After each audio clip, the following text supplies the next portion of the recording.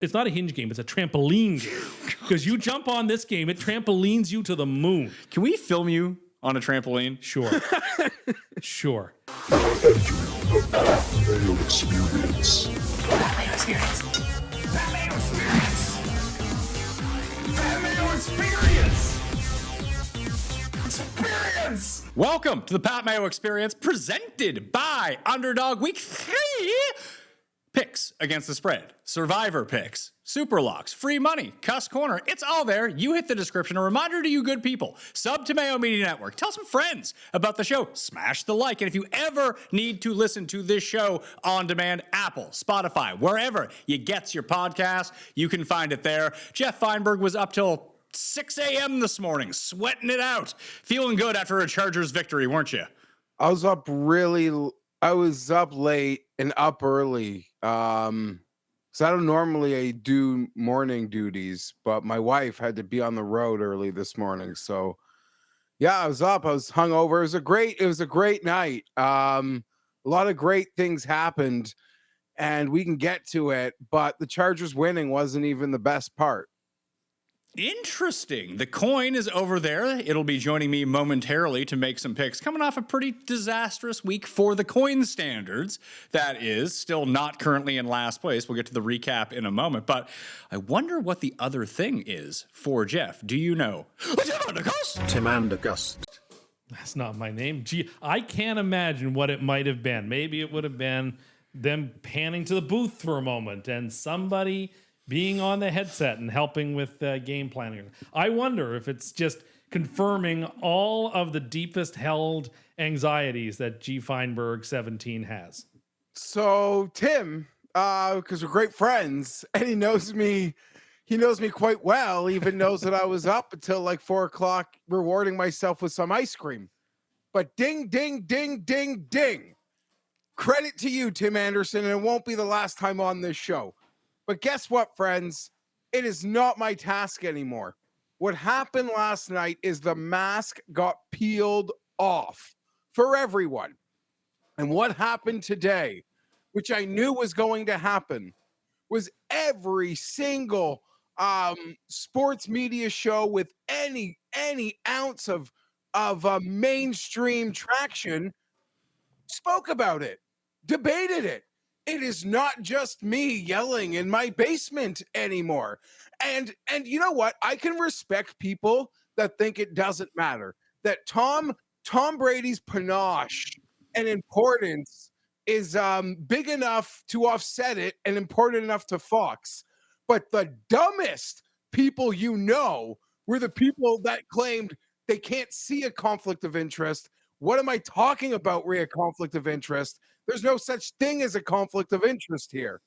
What's going on there? I don't think there's a conflict of interest. I think it's fine. Okay I think if I were- I'm hearing like things dropping, or I don't know. That was weird. But I was hearing weird things last week. I think if I were a Raiders fan, I'd be upset Tom's involved based on how the offenses looked the first 2 weeks. They spent all this draft capital on this amazing running back who through 2 weeks looks like just your average run-of-the-mill running back, because that's what he is. The Chargers did the same thing. The Chargers, and we will get into this, the Chargers, again, looked fantastic. 2 weeks in a row. Their defense has looked like the best defense in the NFL, or amongst the 2 or 3 best defenses in the NFL. Quentin Johnson once again proved himself as like a receiver of some consequence. Why we don't even talk about the Chargers? We can talk about Tom. Look, I've been with you. I don't think he should be calling games because I don't think he's very good at it. And He was better than Romo was this week. Yeah, but Romo's gotten like really weird and like vaudevillian almost. I don't understand what Tom's not good enough to call games that you need him involved with that and and allow him to do what he wants to do with the Raiders. Like he should be. Geoff would have no trouble with it. No one would have any trouble with it if they put him on the Sunday morning, Sunday afternoon studio panel with Terry Bradshaw and Howie Long. That'd be fine. That actually would be a good place. No, see, I completely disagree. That's a very poor. If you're gonna have that doesn't cause any conflict. Yeah, but that doesn't matter. He doesn't have the right personality for that type of show. Being a color commentator, as like next to a play-by-play guy during the game, is really the only use of Tom Brady you can get. But you can't use him for. Yeah, but I mean, obviously you can. Well, He's doing you it. can, but you ought not to. And the league is going to be like, "Fuck off" to anyone who says any different. Eli Manning and Peyton Manning, they're out here umping Savannah Banana games on the weekends now. You know, Tom Brady's organizing deals to play flag football in Riyadh. Like, when is enough? When is enough? What's going to happen when your team is good? You're going to have some America's Games of the Week this year, Geoff. No fucking way. And what's going to happen? I mean, he just had the Chiefs as America's Game of the Week, so you're not immune when he has good on them. Next week, hear this, Tim. This week, this Sunday, Tom Brady is calling Cowboys Bears. Yeah. Next week is Raiders Bears. Yeah, like if you're the Bears, are you giving him any information? No. And here's the thing: the teams are entitled to give him whatever they want, but you truly know nothing to not know. Like truly, the access that like a Troy Aikman or an A-team like color guy has.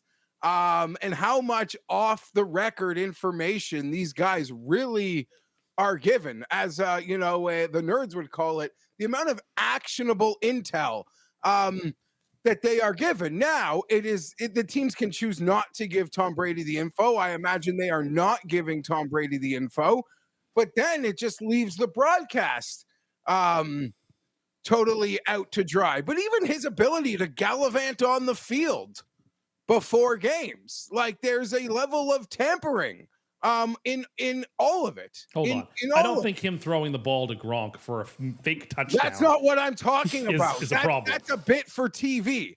I'm talking about he could just be out there yucking it up with anybody. He can get the vibe on anyone in a contract and anything. Congratulations. You got your points from Al Davis for pennies on the fucking dollar. Like, excellent move. And for the Raiders, like, you should be all in, even though Tim thinks he shouldn't. No, he absolutely is doing what Tom Brady should be doing if he is invested in your team.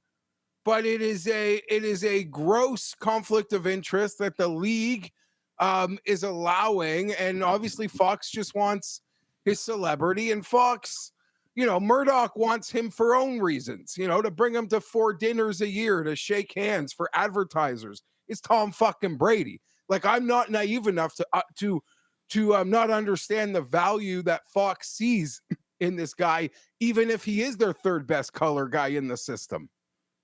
Who is the best color guy right now? Olsen.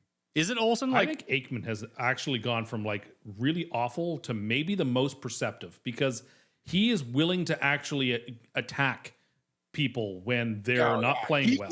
Everyone that Troy Aikman is friends with is no longer in the game of football. Yeah, that's it, right? Even coaches are gone. I think Aikman is I watched every second of Tampa Houston last night, and he did the game, and I thought he was splendid. Yeah, he was mixing in advanced analytics with football knowledge. Of course, he and Joe Buck have perfect chemistry. Like, Olsen's really, really good too, but he's sort of been marooned over to a second screen, and so we don't see him as often. I think, the Aikman is on when the lights are on. Aikman's fantastic. I wouldn't have said that 6 years ago. I just said he was terrible. He's gotten to be the best. They moved him to the studio, but Orlovsky flew up the ranks doing B tier college games as a color. And I thought for a guy that cannot stand him, I don't really watch it a ton, but he seems like so freaking annoying in the studio shows. I thought was outstanding last night as a color guy. Quarterbacks should be. Even if you're not a high-level quarterback, he's a quarterback who played in the NFL. You have a pretty good understanding of what defenses do and what offenses do and can explain them. So, I'm not shocked to hear Orlovsky's actually decent at it. It's funny to think about, but maybe it's why Romo was so different when he came in, and obviously he was a superstar quarterback. Brady's a superstar quarterback, but almost like the best managers in baseball are usually backup catchers. Mm-hmm. That a second string or lower level quarterback might be the right play to be to actually articulate what's going on. It does rely on personality a ton in order to get everything across. Is Aikman the best one now? Because you're comparing him to what he was like 10 years ago when he just seemed like he had a concussion the entire time? I don't know. I think on his own merits, he's good. We don't, unfortunately, both of us were in situations where we're 7 screening it. and we're not like hearing the C teams ever. Oh, we hear Mark Schlereth all the time. no, that ends up becoming the game that he But I don't know is. if you guys know, like this year they finally took Charles Davis away from Iron Eagle. Yeah, because we watched JJ Watt do color in the Jets Steelers game. Yeah, And no, they I actually thought he did a good job. Like his brother was playing in the game, and like he wasn't showing any favoritism. I actually thought he did for his JJ first could be ever good. job. I thought he was pretty good. Davis and Schlereth are the absolute worst color guys. No, let's not go crazy now. They're very listen to a bull. No, they're literally like they're calling a game and they still think it's like 94. Yeah, it's great. And even somewhat like Moose Johnson is so freaking bad too. I was watching, unfortunately, it was my super lock with a bad line, the 49ers. And I had too much volume on that game sometimes. And he is just horrible. And he's been doing it pretty much since he retired in the mid 90s. Yeah, he's been doing it for like 25 years.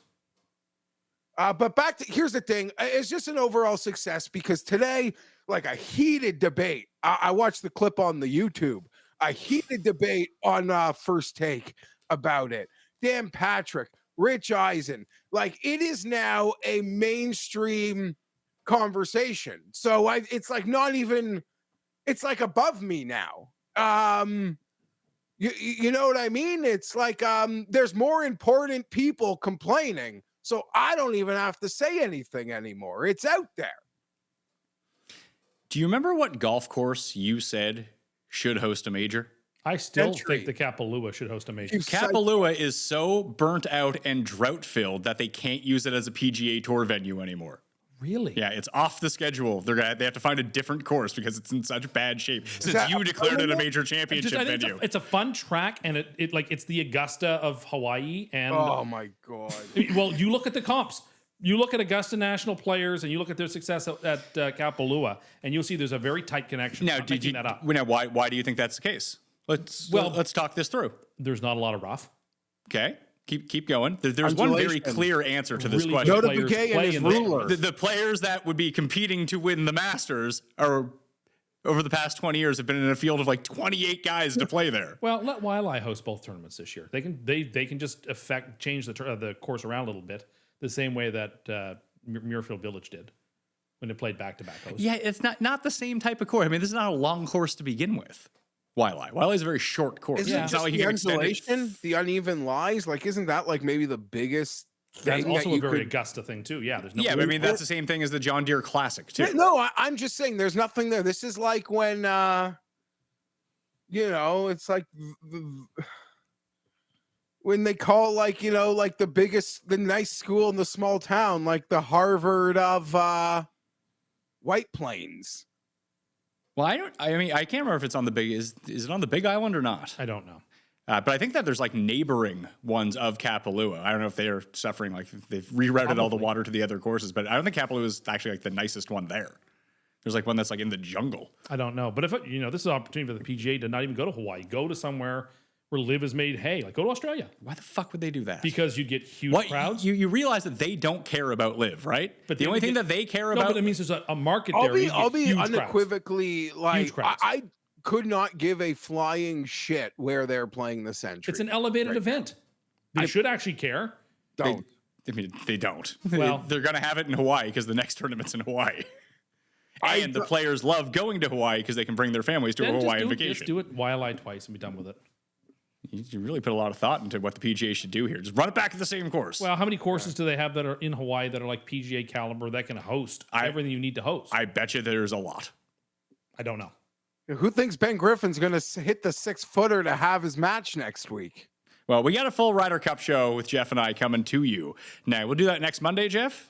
Yeah, I figured we'd chat about that later whenever you want. It's finally here. So that's freaking awesome. But it's also week 3, so time to lose more money too, right? boys? Yeah, I had a fantastic week too after a brutal week 1. So we'll see if I can just go like even Steven in week 3. That would be nice. To recap what we did last week, I was the winner of the week, although I was only 9-7 overall and lost my super lock from this show. Do you know what we went on the best bet show? Geoff? Either awesome or horrible. It was the best week we've ever had. We were 8-1. against the spread, and we hit our teaser. And Birds went Birdagami hit. I saw so that. of course you guys crushed it.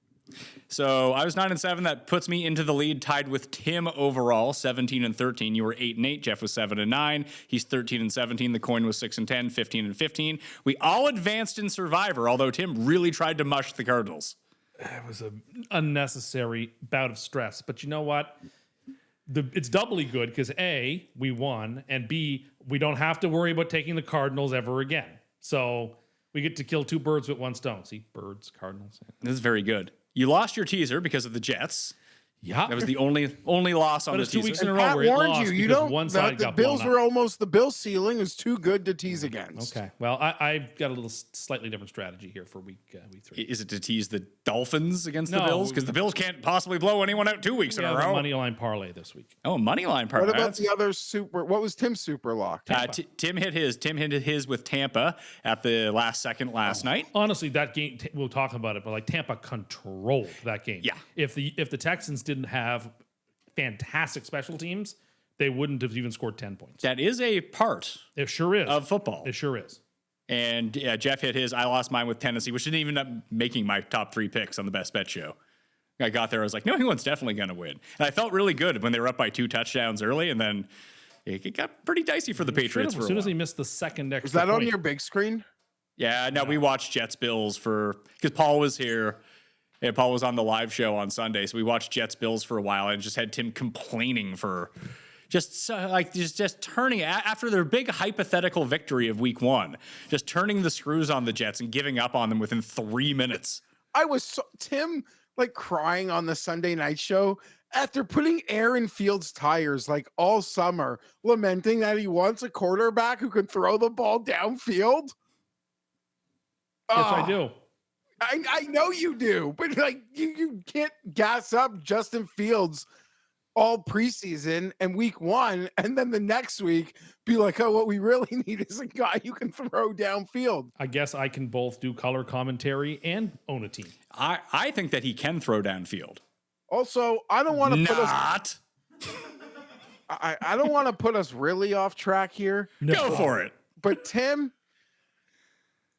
scarfs, like honestly, I haven't like the strippers with a cocaine problem don't snarf, and like that's what him hitting that Frosty looked like. No wonder he got brain freeze. You did, Dad. People commented on like the record. Someone mentioned that you could be a competitive eater at the speed that you eat I've things. long thought that I could be a competitive eater, but that's just not something I'm going to do. But look, it was kind of starting to melt, so I wanted to like eat it as quickly as I could. You don't have to eat all of it. Yeah, you bought it. It'd be a waste if I didn't. I'm telling you, I don't care. I know, but to me, it's like a Why does it matter to you? It's my money. okay, but it's like I'm telling you. Pat doesn't care if he loses on the house a bit. That's fine. I get it. Oh, also, you know that McDonald's buffet in Branson, Missouri? Yeah, Not real. apparently it was AI. Yeah, that's what We got duped. They finally found the millennial wheelhouse to get us really bothered by AI and believe it. It's a McDonald's buffet. It almost seemed unbelievable. Now they should like do it. Well, I don't think it's like financially viable. McDonald's has a lot of money. And like They could I put it up feel for like, a week or 2 weeks or 3 weeks, like as a promotion. They could totally do that now. Sort of like a make good. They're making A make good on something that was someone made up and But, put like, on the it would look- internet. It would look good for them, and like they have lots of money. I don't think that they need to do that to get PR. No, they don't. But they don't need to advertise to get PR. Yet they do. I mean, they could have a crispy veggie burger. Did you see this, Jeff? They've got now a McVeggie and a spicy McVeggie. So like I just can't imagine that being any good, or why you'd want to order a spicy McVeggie burger from McDonald's. It just seems like that's just not your place. If you're into That's in vegetarian Canada? stuff, like I don't know. I think it makes perfect sense. It makes way more sense than introducing another variation of something that they have already. If you're not getting any vegetarians to come to your restaurant, and you're one of the more convenient restaurants in the world because you're everywhere, you can now select. You can now select from a different demographic but that was not shopping at your store to begin happy with. You're that they right. I'm resisted. seeing it They on the resist- app. I'm seeing it on the app. A McVeggie. I guess you imagine? have dinner Sunday. Why would you order it? Why would you? Maybe you could use a McVeggie. Ever think about I that? don't want a McVeggie. Do you think, are you for Sunday, are you going to get him the McVeggie and the Oh, spicy, I or don't just want split that up into 2 shows? I don't want No. I have some ideas of other things that we can do. I do already have the food item picked out for this Sunday. It's in honor of our live guest, Emerson Latzia, is going to be on the show. So if you know what Emerson enjoys the most, that's what Tim will be eating on this show. I do not, so that doesn't help me. And you got to follow him on. Follow Emerson on social media. He's a Jags fan. He's gonna come with some takes. Oh, dear. He said he's real depressed. You should be. That's rough. Miami and Buffalo play on Thursday night Speaking football. of depressed, Buffalo is a 12-point favorite. 49.5 is the total. So total seems really high, doesn't it? Miami can't stop anybody. Yeah, but the Buffalo just proved against a team that also couldn't stop them that they're just going to run a JV high school playbook and hand the ball off but 80 times. Still, I'm not convinced the Bills have a good defense. So the Dolphins can put up 17 points and Buffalo can score 35 and we get there. Can Miami score that many points? I mean, I'm picking the Bills against the number. Really? So you're picking the Bills for the first time all season. This might be a good time to fade you. And It's just a pure play against the Dolphins. That's all. 12 is a lot. Yeah, I mean, I can see how not only they could backdoor this, Geoff, I could see them. They've been weirdly competitive with the Bills like half the time. And their offense looked a little bit better last time around. I don't think the Bills are going to have any problem scoring, but maybe they returned a kick or punt for a touchdown line. Like you need one of those things to happen. Obviously, it doesn't help when you're favorites in the game, when you're a 12-point dog. That stuff gets you the cover. I mean, Carolina covered against Arizona last week. Anyone can cover against anyone. Well, Arizona's not a juggernaut. They were up 27-3 with like 13 minutes left. Buffalo. And Carolina couldn't move the ball. I don't know. This seems like a classic 34-7 Thursday night football beatdown. Yeah. What? Sorry, 34 to what? 34-7, something like that. 34-14. It's like So- a route.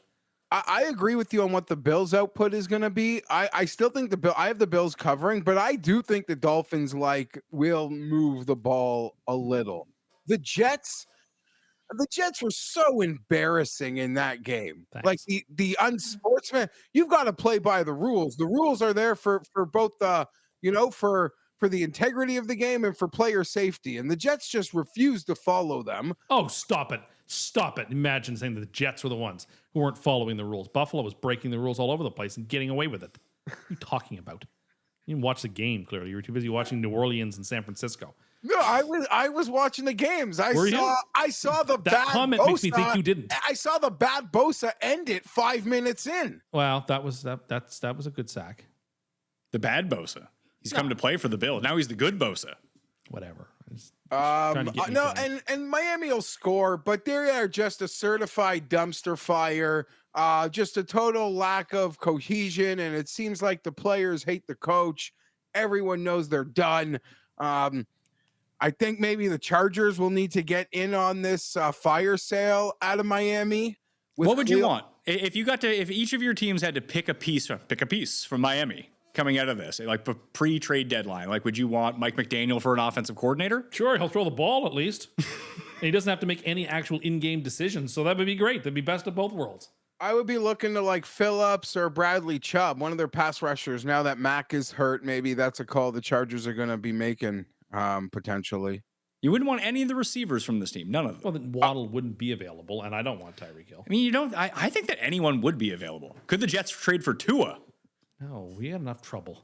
Who are like the Dolphins with actual value? There's probably like 4 of them. It's Waddle. Hill. It would be Seiler. It would be Bradley Chubb. I don't even know if Chubb is value. Chop Robinson might be Definitely their most Chubb. valuable player. I don't think you'd get anyone who's still on like their rookie contract. I don't think you'd get rid of Robinson. I don't think you'd get rid of like Achane. Yeah, that's what I mean. But I don't think Tyreek Hill is worth very much. No, if anyone wants to take his salary, like a 6th round pick, will do it. Like he's not worth what like the Jets got a hyper excited and paid for Adams last year. I don't think they're getting anything close to that. I agree. For Tyreek Hill. I completely agree. I with watched you. the Raiders last night sputter without any actual receiving talent. He'd be great there. I mean, Hill finally like broke 60 yards in a game for the first time in ages last week. If he starts putting up consistent like close to 100-yard games again, someone will talk themselves into like paying for Tyreek Hill. Yes, but he's also they'll have to find out that there's no discipline coming for him. I haven't even heard a sniff of any discipline coming for him. Have you? Yeah, I know that investigating, story. right? I mean, at the moment it got some heat, but we'll see where that goes. It could. You know what the sad thing is? And listen, he's not innocent, and he's done some vile things off the field. But I imagine the characters he deals with are also vile. And Tariq Hill doesn't have much equity when someone says that he did those sorts of things. Like, you're almost just tended to believe the victim, but some of these victims aren't actually victims, and they're just trying to destroy someone's life. So don't believe victims, Geoff Fienberg. No, I didn't say that. I'm saying Tariq Hill's put himself in a spot where it's hard to believe him, but I'm certain he is dealing.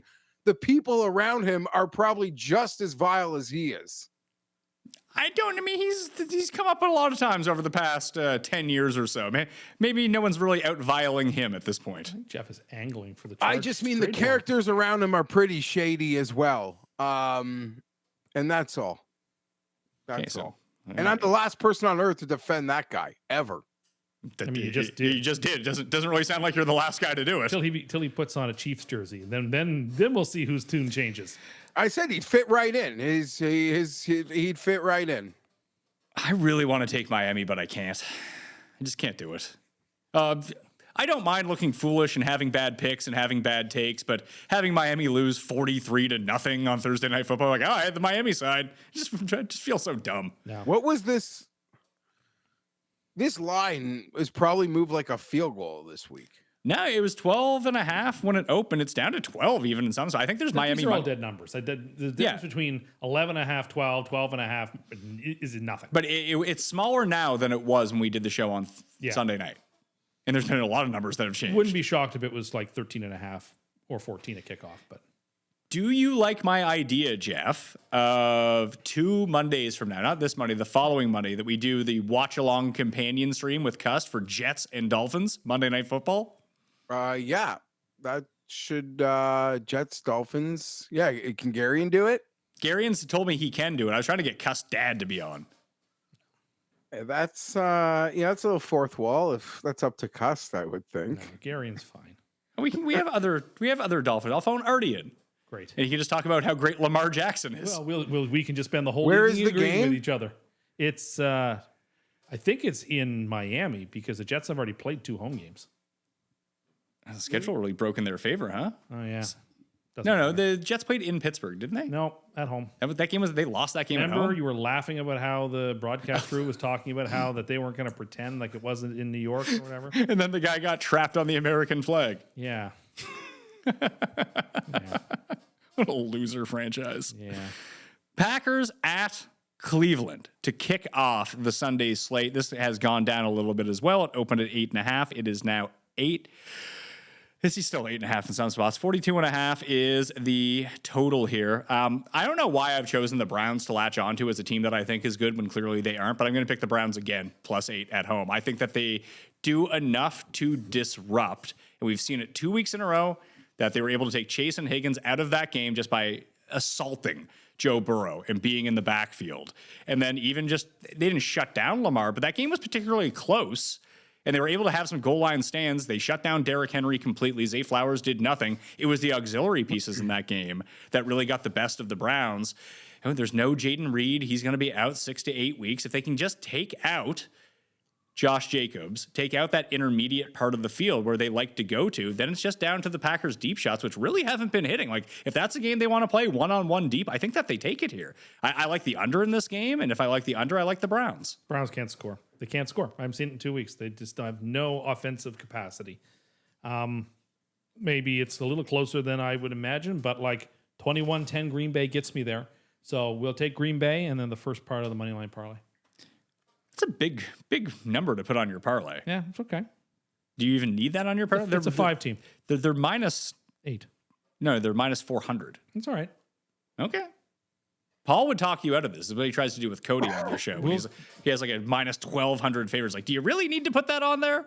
Anyway, they're there. So Green Bay money line is on. Where do you lean in this game, Geoff? So I will have no interest in actually betting this game, Pat, but for the purposes of picking it, you made the case I would have made. I actually think they can neutralize the Packers a bit, and if they don't shoot themselves in the foot, they can keep it close. But there's no way to actually bet the Browns, and it's pretty scary to even lean the Browns against such a great team like the Packers. So you're taking Cleveland +8 with me? Yeah. One of the I tried to prod a big winner. We did the Monday night show yesterday with Noonan and Connor. Just winners everywhere. Great. We gave an underdog winner ticket. Connor even gave out a Jaden Higgins under receptions over yardage parlay, which hit at 5-1. Sack round robin, the tackle master, Noonan. You can get everything at 4for4.com/Mayo. That gets you 25% off, and it gives you a free week of Sharp Stack. So that's all baked in there. You can get all those tackle props in the Discord. But I asked them, Geoff, and I'll effort this to you. I'm sorry you're so tired. It was a late night. Sorry, that's me. It's all right. You're a It's dad. a late night is an early morning, so it's just a parlay of yeah. That's a losing parlay right there. Yeah. One of these big favorites is going to lose this week. I hope not, because my parlay really hinges It's the upon week any 3. of them. This happens every week. There's 3. been no big underdog win in 2 weeks. No, but every week 3 we see this happen. The team that obviously could not lose versus just some trash team, and the trash team just outright whoops them. So it's Miami. You got like your contenders this week are Miami, Cleveland, the Jets against Tampa, New Orleans against Seattle. Those would probably be the 4 big ones. Like one of those teams is going to lose this week. Maybe Detroit +5. That's not that big of a. That'd be the biggest upset of the year so far. It would be the biggest money line upset. Would it really be the biggest money line upset? No one has been a 4-point dog or bigger. I don't think it's won. What I'm pointing to are upsets that are bigger than a -5 that tend to happen in week 3. Okay. Yeah, so Pat, you're right. Like after week 1, everyone is still like, I'm gonna, tread lightly. Sort of still see what teams are. After week 2, a lot of ball watchers seem like they're convinced that they like know what you are through 2 games. I like week 3 because I've seen you now 2 times, so I think I have a decent beat on most of these teams now that I've seen them 2 times. Yeah, this is exactly what I'm talking about. But really, we don't. If I had to pick from that list, it would, probably be Tim's Jets. It's obviously the Panthers. I think it's obviously the Falcons. The Panthers aren't on. They're not big enough underdogs. If they're not, if the Panthers are included, I'm talking about big underdogs. I gave you the biggest 4 and asked you between them, and you've now picked 2 teams I didn't. Who are you, fucking Tambo? No, I would take New Orleans. Then I pick New Orleans. Okay, that's a better answer. I would just play it off of. Listen, the Jets get to play another team off an emotional walk-off win. But short week, back-to-back road, 2-minute drill, incredible wins for Baker, freaking legend. Very Baker. violent game, very physical game. I'm surprised he lasted. He kind of didn't. I mean, he did. He did. But he ain't 100%. He's going into this game in week 3 nowhere close to 100%. But he's a gamer and he'll play. Fortunately, he can just turn around and hand the ball off to Bucky Irving, and Bucky Irving will just rush for 280 yards against the Jets. Yeah. Probably. What happened to their run defense? Doesn't exist. Gone. Bye-bye.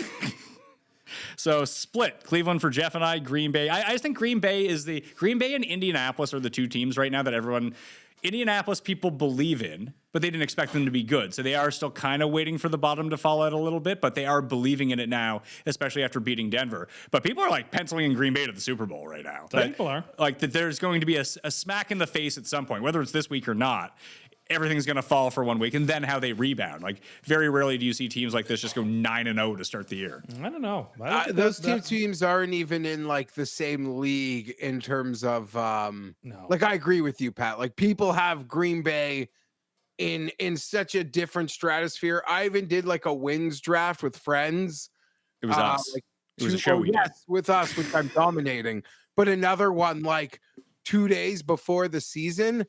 And Green Bay went where I probably got them like 8th or 9th. I think they went like 5th. So people are like just all in on Green Bay. Based on their schedule, I think there's an actual chance that by Thanksgiving they are undefeated going into that game at Detroit on Thanksgiving. Do you have a new MVP? Well, Joe Burrow can't win MVP anymore, can he? I haven't decided upon one yet, Geoff, but no. I'm open to all comers. Yo, you're a free agent in the MVP market? I am. Jordan Love is 3rd in the MVP market right now. I don't think he's doing enough to be MVP. But he's the team right now. Yeah. I mean, the team is the team. That's why they're so good, is that they don't seem to have many weak points. I think that hurts him. Like if you're going to be the MVP, sort of a little bit from outer space, which most people were not talking about Jordan Love. You're going to have a pretty decently strong season statistically. I don't think he's yet on that track. I was just, when I compare Indianapolis and Green Bay, I mean, they have a similar type of level up, I guess is what I'm saying. That Indy went from a team that no one thought maybe they'd be good. I thought they'd be bad, but they clearly leveled themselves up, at least offensively, to a point where people take them somewhat seriously now. And Green Bay goes from one of these fringe contenders to real contender over the course of 2 weeks. But again, we see this every year. What we see, the Saints were unstoppable through 2 weeks last year too. Well, I don't think anybody's saying the Colts are unstoppable. No, but people are saying that about the Packers. Sure. No, but some of the people had Daniel expectations for Jones, that. like they haven't punted. They didn't score 55 points like the Saints did in week 2 last year. But I don't think they're going to be like their floor is way higher than last year's Saints. But I think you're onto something there. Well, like it's a sort good of segue into the next game. It is because I don't trust them. Neither do I. And here's where I'm going. Whoa, I have an alarm going. I have to book a tea time. I had to get that set up so I get first dibs. Stuff. Now they've taken out the first hour of tea times. I really need to get in there. We got Tennessee hosting Indianapolis. Tennessee is a 3.5-point dog at home. 43 is the over/under. I finally figured out, hopefully, the code to betting on the Titans. Don't. First half. They've been very good in first halves, and they just kind of lose it in the second half. Okay. Like they're very competitive. Like I believe that were they beating the Rams at half? I don't know. maybe you're tied. Maybe up 13-10 actually. Yeah, they were up and they were within a field goal of the Broncos the week before, and then like something bad happens in the second half, they just collapse. That I think first half spread or first half money line on the Titans is probably the way that you want to play them. I'm surprised this number is so low. I guess it's the books basically telling you that they don't necessarily believe in the Colts either. I kind of do. Just escaped last week. Not like the Colts won. They played the Broncos, but they escaped on a real fluky play, despite the fantastic coach on the other side. They've still managed to survive. I'll take the Titans. It's like a last stand spot for me. I have to kind of take Tennessee here. Did you know that Cust is blaming Sean Payton, Geoff, for the penalty at the end of the game, which when shown on replay didn't actually seem like a penalty at all? What did Sean Payton do, Tim? He coaches the team. It's his fault. The buck stops somewhere. Maybe, he should have, he's in charge of special teams. He's in charge of everything else. You tell your guys not to go anywhere near the center on field goals for that exact reason. It seems like a pretty flimsy excuse to attack Sean Payton. Oh, well, whatever. Maybe Denver's defense isn't as good as we think. Is that a possibility? Maybe. Yeah, they're on the road, indoors. Well, that's interesting too. This is the first game that that Indianapolis is going to play outside of Indianapolis. Now we're out of the dome. They got to feast on Miami's defense. They didn't have to punt against Denver's defense, which is a pretty good achievement. Their defense actually looks pretty good. Nick's made some big plays, but he didn't consistently do much. I'm going to take Indy. I'm going to choose to believe for once and have it blow up in my face. Okay. Maybe I'll play Tennessee money line first half, Indy to win the game. Actually, that pays like 8-1.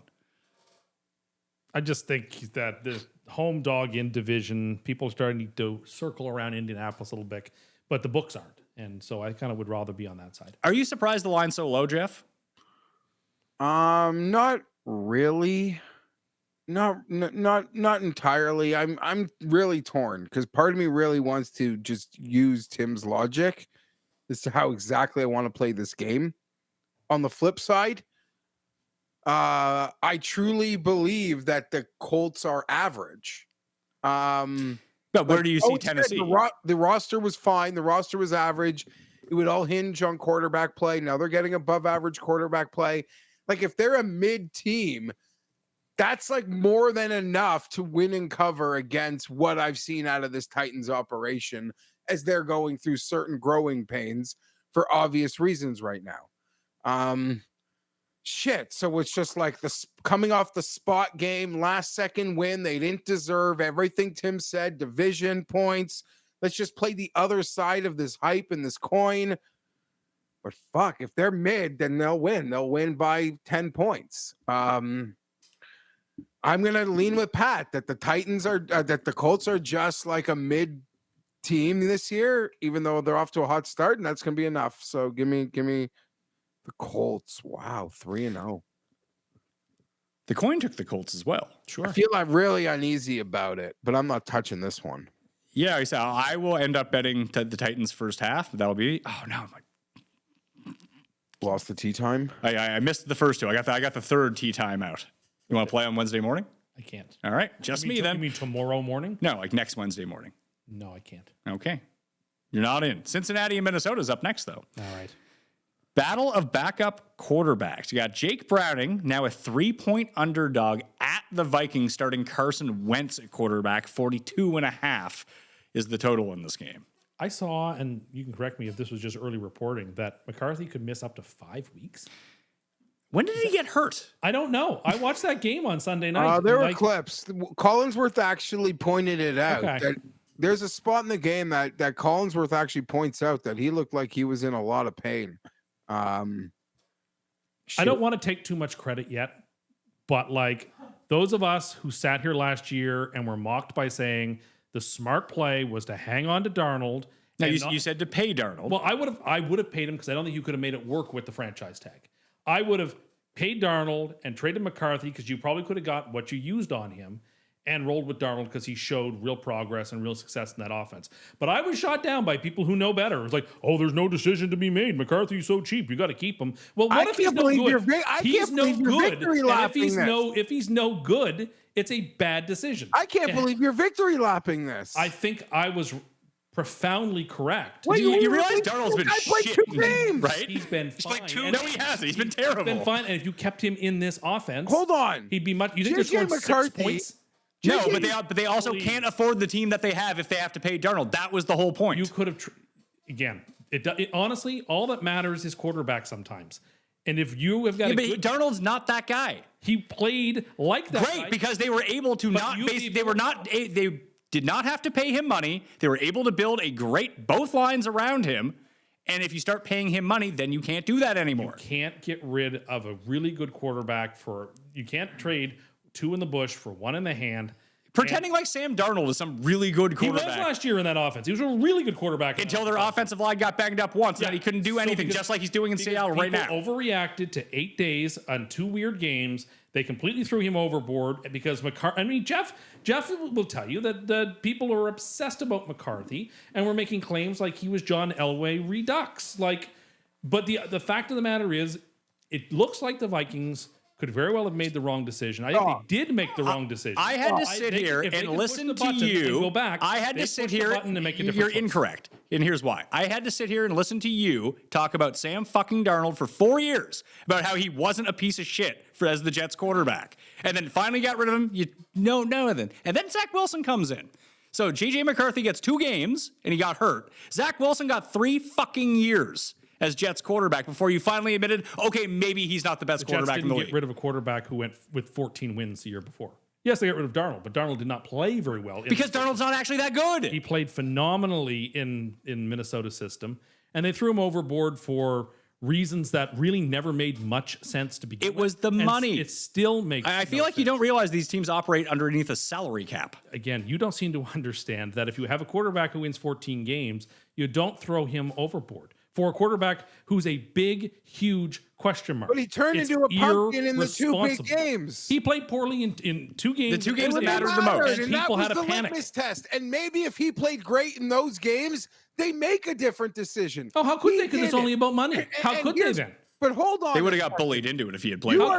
You are being incredibly disingenuous. The kid has played 2 games. Now, we all agree the narrative around JJ McCarthy this summer was just such a disservice to the kid himself, where most kids who play their first 2 games, we have like grace for them and their mistakes, except when people are telling us, yeah, we're about to see Joe Montana.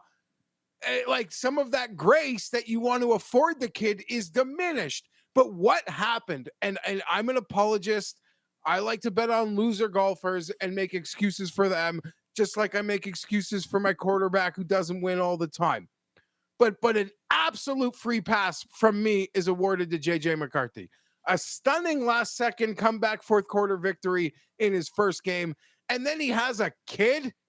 He has a kid in the middle of a week for his 2nd NFL game. Like, whatever happened on Sunday, I was on Atlanta. I thought it was a great bet. But is no bearing to me on JJ McCarthy. Like, it was his 2nd freaking start. Now he's going to miss 5 weeks, and then when he comes back, That you'll make sucks. excuses for 3 weeks about how he's missed 5 weeks and he's And behind. if And the next thing you know, they're going to be 3-8, and you're going to shrug and say, "Oh well, I guess what could be done." And all the while, they're 3-8, and there's a team would be a that's got shame enough if talent it to would be compete a for a shame if championship. this They weren't competing with a championship with Sam Darnold. Come on. They literally were. They competing for didn't. a They got championship bounced in the last year. fucking first round. Well, really good Yeah, teams. great. can lose They in- were great, though. Really good teams. can Fantastic lose in one. stuff. Detroit got bounced in their first game. They were competing for a championship too. Like weird things can happen in a playoff game. That's sort of completely unfair. Yeah, all they need is a middle of the road quarterback. Maybe JJ McCarthy's not that guy. Maybe he's worse than an average level quarterback, but you can go find yourself an average level quarterback. That's Sam Darnold. I can't wait for Carson Wentz to play really well this week. Do you He's think it's a going to. coincidence, Tim, that everybody was waiting for the other shoe to drop with Sam Darnold, and then a de facto playoff game against the Lions for the 1 seed, he was awful, and then the actual playoff game, he was fucking awful. He played Jared. in his defense. He played the 2 best teams in the NFC last year, or 2 of the 3 best teams in the NFC last year, back to back, and they lost. That's what both the those playoffs games. are, though. But that's no. Well, one of them was a playoff game. Another was a playing. Yes, he obviously didn't play well in those 2 games. But if you're going to say those are the only things that matter, and the other 16 games are really not that material, I would say that you're looking through the wrong end of the telescope. he didn't have the equity. He didn't have the equity to do that in those games. Well, I hope they enjoy all the equity that 3-8 or 3-9 buys them.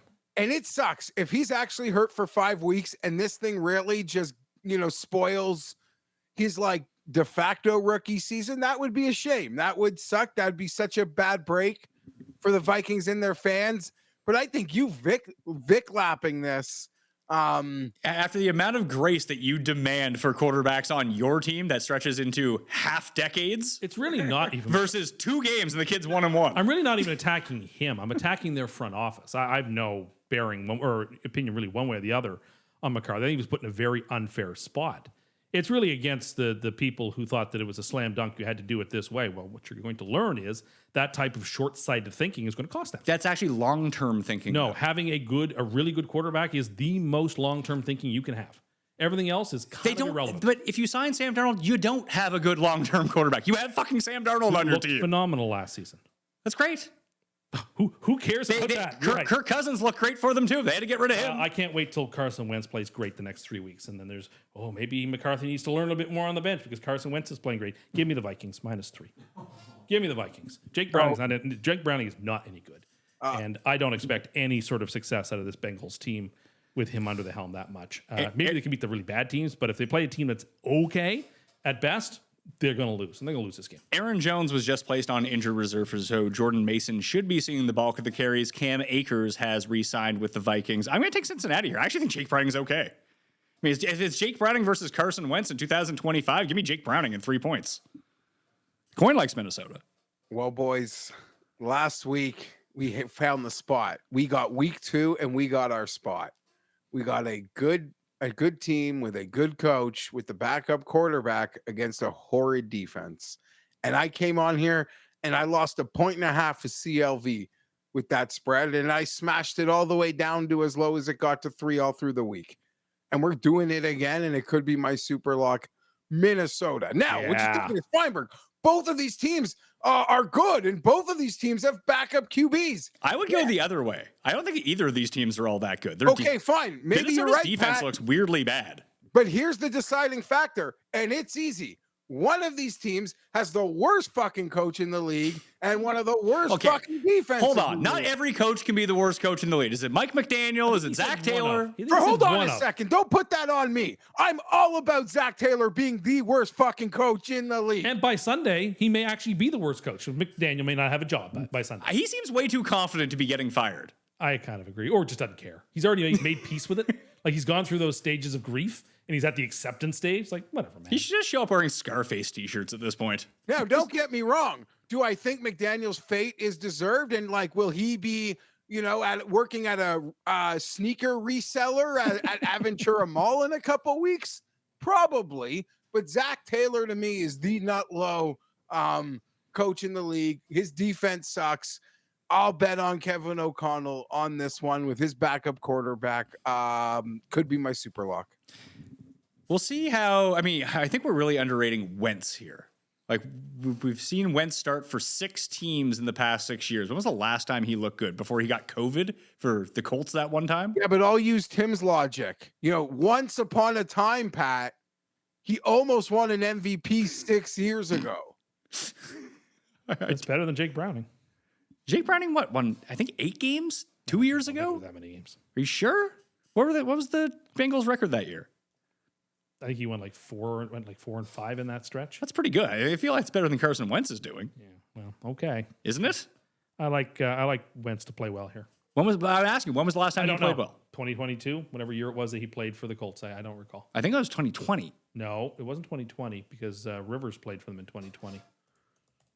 I feel like it was a game where the COVID protocols were still a thing. Maybe it was 2021. So it's been 4 seasons since he looked good in a game. Yeah. I don't even remember if he looked good in those games or not. I just remember him playing for the Colts. See, he played in half of a game last year in a 38-0 loss to Denver. Okay. You played for the Commanders last year? He played for the Chiefs last year. Chiefs. Okay. Well, He played against. Were they? Yeah. All right, so I'm the only one in Cincinnati. Surprising. Pittsburgh at New England. Patriots are a 1.5 dog at home, 44.5. You've been taking some victory laps. A lot of victory laps for you. I feel like the bottom's going to fall out pretty soon, and you have Credit Corner coming pretty soon as well. I was so happy to see poor Calvin Austin just get criticized at the podium on Sunday. It's like, you just can't help yourself, Ken. You just can't help yourself. It's all happening. Like there's 1 week of playing good football and throwing 4 touchdowns bought him no good vibes for himself. He immediately turned back into the person that he's been for a long time. New England's a better team in the game. They're only laying a 1.5. Great. Give me New England. I'm kind of with you. It's funny because Pittsburgh's the other side of the coin of Indianapolis. Like Pittsburgh's looked pretty bad through 2 games, especially their defense, which you would assume would be good because they have basically the same players. Joey Porter's been hurt, obviously, but it feels like the shoe is going to drop the other way and their defense is going. But do I want to hold on to that? I guess is my question. Like, do I believe what I'm seeing? Whose fault will it be this week? That's what I want to know. I mean, Will it be Calvin Austin's fault again? Hold on. I Maybe asked not. you this basically every week for the past 2 years. And you said it was never Aaron Rodgers' fault and that, people should listen to him. Why shouldn't the Steelers listen to him? If he's throwing everyone under the bus, maybe it's their fault. Austin had a really good game. No, he did not have a really good game. You look at his numbers. He actually had a really good game. Like, he didn't play poorly on Sunday. What do you think his stat line was? He had like 90 some odd yards receiving. He had a touchdown. Are you sure you're not thinking about week 1? I thought last week Calvin Austin had statistically a really good week. Let's see here. Let's bring up old Calvin Austin, and he had 1 catch for 22 yards. I don't think that's right. Yeah, you're right. Everyone is wrong except you. No, I don't think that's right. That's what has happened here. Because I know he had a really good game. I thought that was last week. He had a good game against the Jets in week 1. Maybe we had a good week last week. Anyway. No, he did we didn't not. watch much of that game in our defense. That game was barely on. I went back and watched We the didn't game. watch much of that game. You watched the game. 90 yards receiving. Pittsburgh's not very good. Picking against them. New England's not good either, though. No. That you have to remember. But they're better than the Because Steelers. all of a sudden they're good because they beat Miami but No. at the last second. No, but they're better than the Steelers are. Joke team. Touching the ball, letting it go through the end zone. I really want to take New England, Jeff, but it's in New England. I took them as my gold pick last week. They came through for me. I walked away very unimpressed by the Patriots. And Pittsburgh was winning that game until they made the biggest boneheaded move of the year. And then almost like when Cam Ward fumbled for the Titans, they imploded. Like that was it for them. They didn't do anything after that point. It's weird because they're led by such a commanding person. You'd think that they'd all rally around Rodgers and they'd really want to play well for him. Shocked that he wasn't able to exude leadership in that moment. Weird. It's like, yes, Pittsburgh made the gravest error, clearly. But the amount of like dumb things Seattle did in that game that Pittsburgh was unable to capitalize on was also mind-boggling. Once again, impressed by Drake May and his ability to bail out his teammates time and again. I really have no opinion on this game, and I'm essentially just going to I don't want to cop out, but I'm going to lean with Tim, and I'm honestly just going on my preseason priors here. Like the Patriots, a team on the up, in my opinion. The Steelers, a team on the down. I'm just going to pick the team on the up, in my opinion, to beat the team on, I'm just going on my preseason priors, which is probably really dumb. We're already in week 3. but I have no like significant opinion here at all. Patriots. I'll take the Steelers. -1.5. Don't love it. I just walked away thoroughly unimpressed by New England. I understand that. Miami's terrible, and they would have lost if HN knew how to stay in bounds. True. But at the same time, Pittsburgh was just a disaster. Miami At home, can't play like even- that. Miami They can't even. they were winning at the point that they made, that Caleb Johnson made like the biggest bonehead move of all time. And then again, they shouldn't implode, but they did.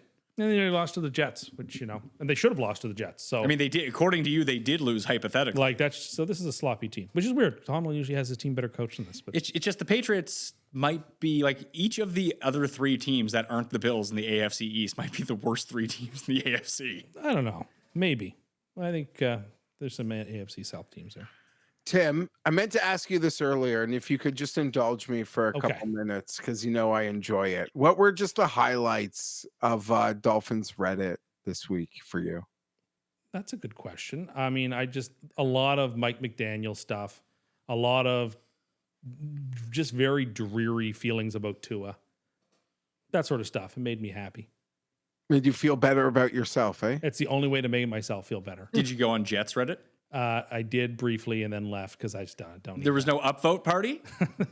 There was not. There may have been. I may have missed the upvote party because the Dolphins did lose, and that is worthy of an upvote party. So like when you guys have nothing to upvote, it's other teams' misery that you have to upvote. Yeah. It's a sad spot to be in. Was there That's all I got. on Dolphins Reddit, was it like, haha, the Jets suck, or was it like they're concerned? Oh about no, it's themselves? completely navel gazing and inward about how bad they are. But on Jets Reddit, it's like, oh, these other teams are so bad too. Ha ha ha. Yeah, exactly. We're more conditioned for that. Rams at Eagles. Eagles by 3.5 at home. 44.5 is the total. Is this an NFC title game rematch? No, Divisional it's round. Divisional round. Yeah, it was the snow game last year. Almost. Well, it's the closest game. It's the best run someone gave the Eagles in the playoffs. That's right. I don't know if that was due to being the Rams or the conditions of the game. Yeah, But being both. an LA team handling those battling in those Yeah, conditions. had a chance to win at the end, and the ball didn't get completed. I do find that always odd. I mean, it's an LA team. It's not like these guys are from LA. No, Yeah, but I think that like Miami culture stuff is fucking real. Maybe.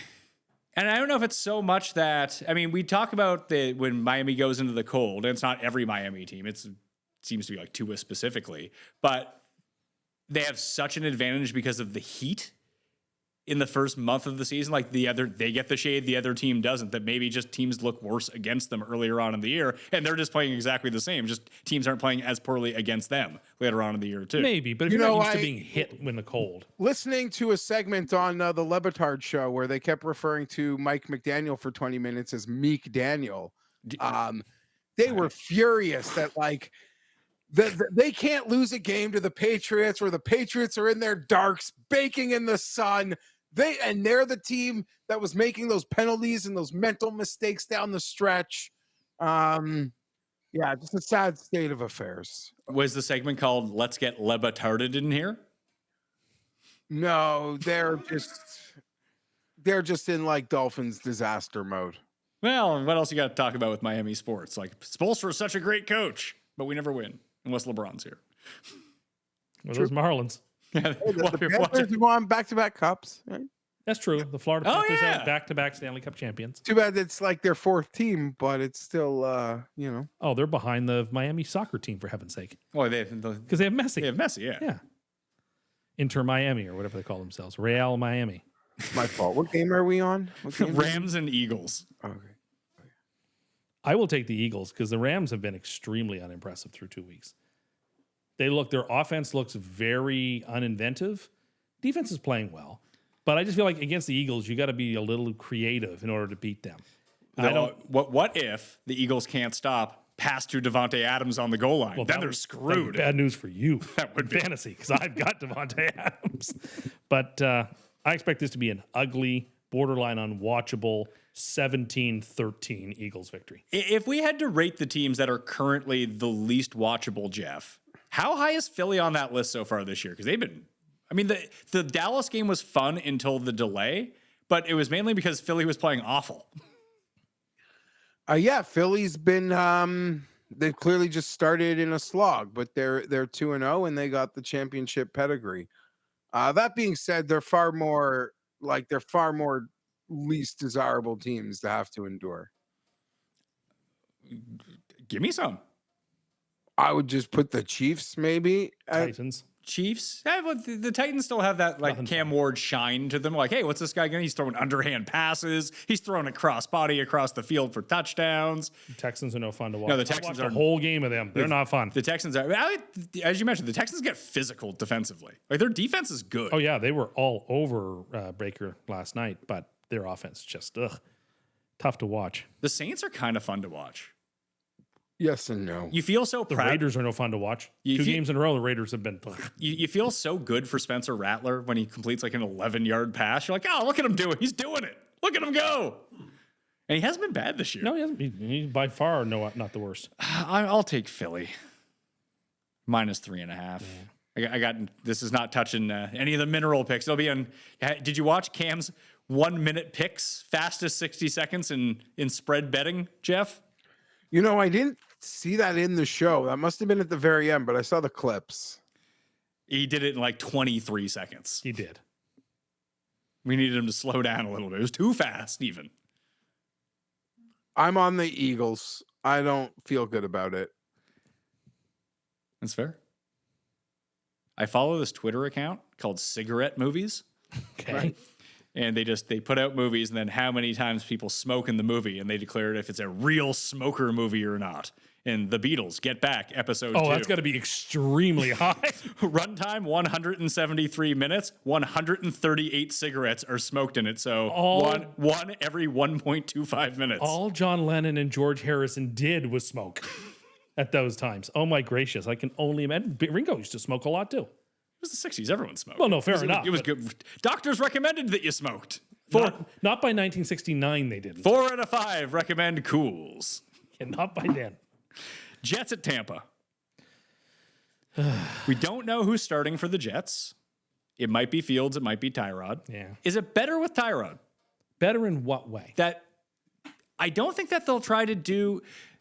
You get enamored with the upside of Justin Fields. Like, oh, here's a play he can make. He can do this. But he can only like really do it 1 out of every 10 times. And then 4 of those times, something really horrible happens. They're not going to ask Tyrod to do anything. Like, to competently run plays. And I feel like he can still kind of do that. If you want to lose with dignity, then you play Tyrod. If you want to potentially win, but more likely get destroyed, you play Fields. So I don't know. I will say, I learned, historians of the show will know, that years ago when the Jets and Buccaneers played, I was bullied on this show to have to put the Jets on a money line. You called the Buccaneers the bye week before the bye week. I was bullied on You this show said to it put was them a on. bye week. I believe I said they were going to shut them out. You said they were getting shut out, but you didn't have them on your parlay, and we just correlated the logic. You bullied like, me. well, if they're getting shut out, then put it on the parlay. You bullied me. And so to change that momentum, Tampa is on the money line parlay. Tampa is ripe to get got in this game. Just because they're beaten up. They're beaten up. They played on Monday night. And the Jets will win some games if they can get going on you. And listen, I wasn't super impressed with this. Anyone who plays Houston's going to look good defensively. They really had no answer. Like the Falcons moved the ball on them. Yeah. And they just couldn't score when they got down to the goal line in week 1. Like, I'm not sold on this. They lost someone, too, from the defensive lines after the year with the torn pec. I forget who it was. Yes, it was somebody. What the heck was his name? Tampa showed me a lot, though, last night. Like, that's a game where all the bounces were going against them in the fourth quarter, and they should have lost, and yet somehow they pulled it out. Like, to me, the biggest sign was the 2-point conversion. It was the worst 2-point conversion I've ever seen because it had no chance. As soon as the ball was snapped, Stroud was turtling because he was being crushed. Tampa's defensive line is going to cause havoc. See, I completely disagree with that. I think that anyone who plays the Texans are going to look like they have an amazing defensive line. Maybe. They can't block. I'm worried. I mean, I'm really not worried. What me worry? Like, what's the consequences of losing? It's a great spot for the Jets. They're playing a pretty beaten up Tampa team who still isn't 100%, coming off a short week. But I had the Jets were such a no-show last week. I can't in good conscience pick them. So I'll take Tampa. See, I'm going to take, I'm just, it's schedule win for the Jets. You had Tampa who played on a Monday night. I get it. And the Jets took a bye week last week. They most certainly So did. No, I get the logic, but I'm not going to bully you to take Tampa the way you bullied me to take the Jets that year. I didn't also claim that Tampa was going to score 0 points against the Jets. You were just as bad as Geoff. Geoff just badgered me that whole show until I changed my Well, mind. maybe don't say that the team that your favorite team is playing, well, there's no way I can't even see them scoring a point, and then not have them on what you call free money. Or are they going to tie 0-0? They lost and blew up your teaser. And if it tied, it would have. If they tied 0-0, that would have been a push. It's true.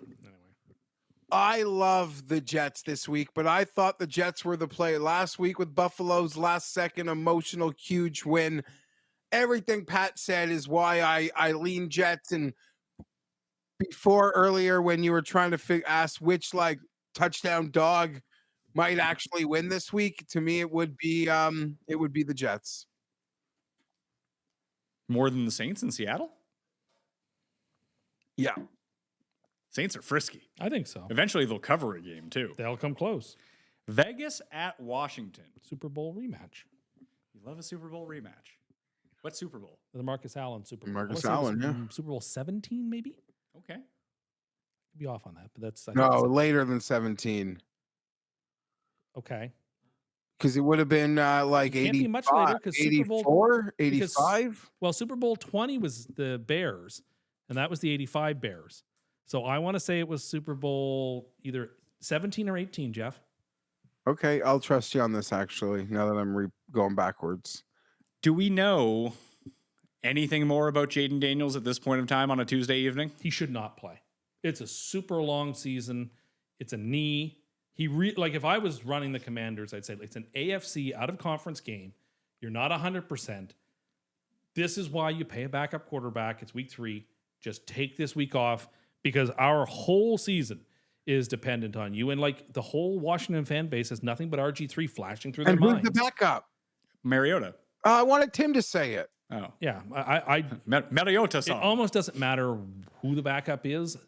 It's week 3. You're 1-1. I just don't think there's any need in a non-conference game to risk Daniels. Give him the week off and let him go the week after. Before we started recording, Geoff, Tim told me outside that he thought for sure that I Daniels think he was will going play. to play. He shouldn't play. I think But- he will play. I am playing Tim in fantasy this week, and obviously Jaden Daniels is my quarterback, so he's trying to curse him out of the game. No, look, he should not play.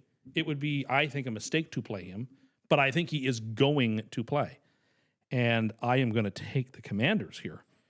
In part because like the Raiders offense has been very sluggish through 2 weeks.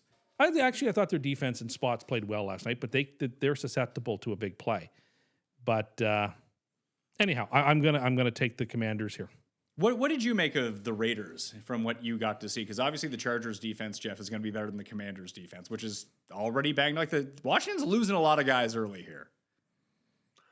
I'll be honest. Some concerns about my own running back. And I know Tim said it. I only didn't watch the kid much. I just watched some of the draft stuff. He looks just like a guy. Genty, like he just looks like a guy. They're not impressed, and like I said to you last week, Pat, and it's just my perception, and I don't know what the data says. There's like a clear delineation of quarterback tiers that Jesse Minter like literally fucks the shit out of. But look at all last year. Like, look at those games. Like, if you are not of a certain tier of quarterback, Jesse Minter will find your floor more than once in a football game. And he was able to do that. As for this game, it could be my super lock. It is probably one of the easiest handicaps of all time. I am taking the Raiders. I'm laying the points. You want to know why? Last week, week 1, Tom Brady calls the Commanders game.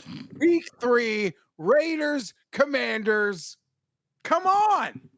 Come on. What are we doing? I'm joking, but that's I'm picking the Raiders because it just works for that theory. I'm not actually betting the game. I'm taking Vegas as well, plus 3.5. I mean, they could have covered against the Chargers on Monday night. Like it wasn't that far out of reach for them. There's a couple It couple felt calls like if they had couple the calls ball- went against couple calls went against the Raiders at inopportune times. They didn't play great, but the Chargers offense didn't play great either. No, but Pat, at the same time, it felt like if the Raiders had 5 more possessions, they still weren't going to score. They kicked an 11 fucking minute field goal. They were awestruck by what are the nicest pants in football, Oh, and those thank new you, powder man. blue pants. I didn't know Those they are existed. new. I didn't know Those they are new. existed. 'Cause I knew you had the white pants, and I knew you had the gold pants, and then you have the weird colored ones that match your faux throwbacks. But like the powder blue pants were the pants I didn't know I loved. But that's the best looking kit now that you folks have. I is the love white them, jersey yeah. with the powder blue pants. I My love goodness, pants. those are nice. Those pants are new this year. We did some really ugly throwback stuff, not including. Did you know the- they existed before yesterday? Yes, because Okay. they were debuted in when they showed off the gold and the Ladanian throwbacks. Okay. That was a very, very sharp looking kit. And I hate that I have to do this because if Daniels doesn't play, I'm probably all in on the Commanders because good team, backup, first game versus The bad. Raiders might go off as a favorite. No. They're Daniels is worth 3 Yeah, plus but points. this isn't the Daniels line. Yeah, this this is isn't the already yeah. the compromise line. It's not the Mariota line, but it's not the Daniels line either because this game opened at what 6? when It's we did like it? last week, Tim, when we did the show. It wasn't the Purdy line, but it wasn't the Mac Jones line either. We were sort of in the no man's land of the line. And I think Mariota is worth 3.5 points to the negative. Really? I think He so. played one game last year and looked great. Yeah, I'm just saying. I think it might go off as a pick. No, I think this would probably go to, I mean, what we saw last week with Purdy and Mac Jones when we didn't know at the time that Purdy wasn't going to play, but it looked like he probably wasn't going to play. It went from 6.5 to 4.5. And when Mac Jones was named the starter, it went to 3.5. So I would expect probably a point or a half point here because they're already baking in that Daniels probably isn't going to play. I don't know. I think he will play, and then he shouldn't. I don't know if Washington's good. Tim, We see this with Kingsbury. One good year of Kingsbury offensively. Hard to say yet. Kind of goes away. Maybe this is a Mike McDaniel spot. Goes back to Washington. the teams do not think like we think. Like, do you remember when we were in Montreal last year where I was Yes. like, I Oh, do yes. not want Herbert playing. Like, there's injuries, his foot hurts. We've pocketed the win, a couple wins. Like, he does not need to play. And the team is like, no, he's playing. Like, so I think it's going to be the exact same with Daniels. Unless he's actually so hurt he can't go. Yes, that is a big factor. Since we have so many backup quarterbacks this week, and of all the backup quarterbacks, who would you want to have like right now as your starter? If your starter is out, this guy comes in because Paul was very big on he's like, yeah, if we had Trubisky, we'd probably still win the division. Yeah, that was just him feeling full of air and feeling chesty and excited about his Bills. I don't think he actually believes that. I don't necessarily. Do you disagree with him, Jeff? If the Bills, if Josh Allen had the Burrow injury right now, and Trubisky had to start the next 12 games for the Bills, I still think they'd be the betting favorite to win the division. Yeah, but I'd be nervous as shit for him. Oh, for sure. But like, who in that division is going to be any better Doesn't than matter. Buffalo would just go. Sure, but none of the other teams are doing anything either. Yeah, but like that would be a team that would be like a 5-win team. So someone by definition would end up winning the division. I think that they'd still remain better than the other AFC East teams. I don't agree. Who would be better than them? Well, just by process of elimination, somebody's going to win like 7 or 8 games. Well, but if that team but would if be the that Bills team. remain better than all 3 of those teams, they just beat all those teams. They wouldn't. They're too dependent on Josh Allen. That's not a good team without him. It's an excellent team with him. It's a terrible team without him. I mean, you know, I have a soft spot for Tanner McKee. You've seen him throw like 3 passes so in his good. life. He's so good. Isn't he hurt right now? I don't know. He was hurt. I think he's back now. Jackson Dart? That's not really a backup quarterback. Doesn't count. No, I guess it doesn't. Is it Jimmy G? No, I'm already on the Yeah, I like bandwagon. I Jimmy. don't like Jimmy G. Maybe Mac Jones, I guess. Tyson Badgett. I think we forget. We had these rose-colored glasses of when Bagnet was playing, and he was terrible. Yeah, maybe. He had like a good preseason game, and now like he's awesome. All of these people just like, wow, bench Caleb Williams, play Bagnet. Do people Yeah, know I'd probably that? lean Jimmy G. I mean that, but I put air in his tires during the Stafford rumors all the summer. So Yeah, Jimmy G, I think is a pretty good choice.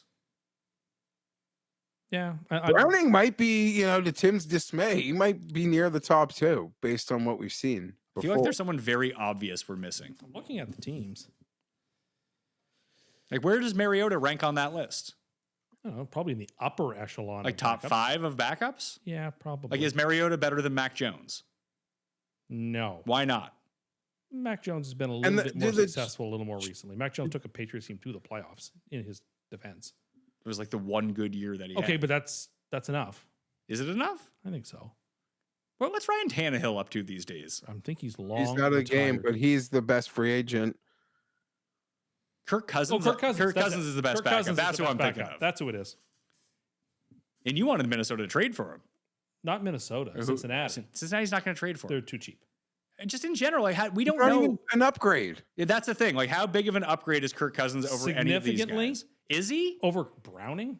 The last time that we saw Kirk Cousins play, and granted, it's been a year, maybe he's Coming off an Achilles. sure, but the guy was throwing like knuckleballs. It's okay. It was so bad he got benched for Michael Penix. Who might be okay. Might be better than okay. What would lead you to believe that he's better than okay from this point on? Maybe I you're watched right. the Sunday game. I thought his delivery, and Collinsworth kept noting this, how efficient and fast his delivery is. Like, that will serve him extremely well. That is someone who's not going to get strip sack fumbled. That's someone who can get it out under pressure. That's a phenomenal skill he has. The You fastest realize release. that is exactly how people would describe Tua. He has the fastest release in football.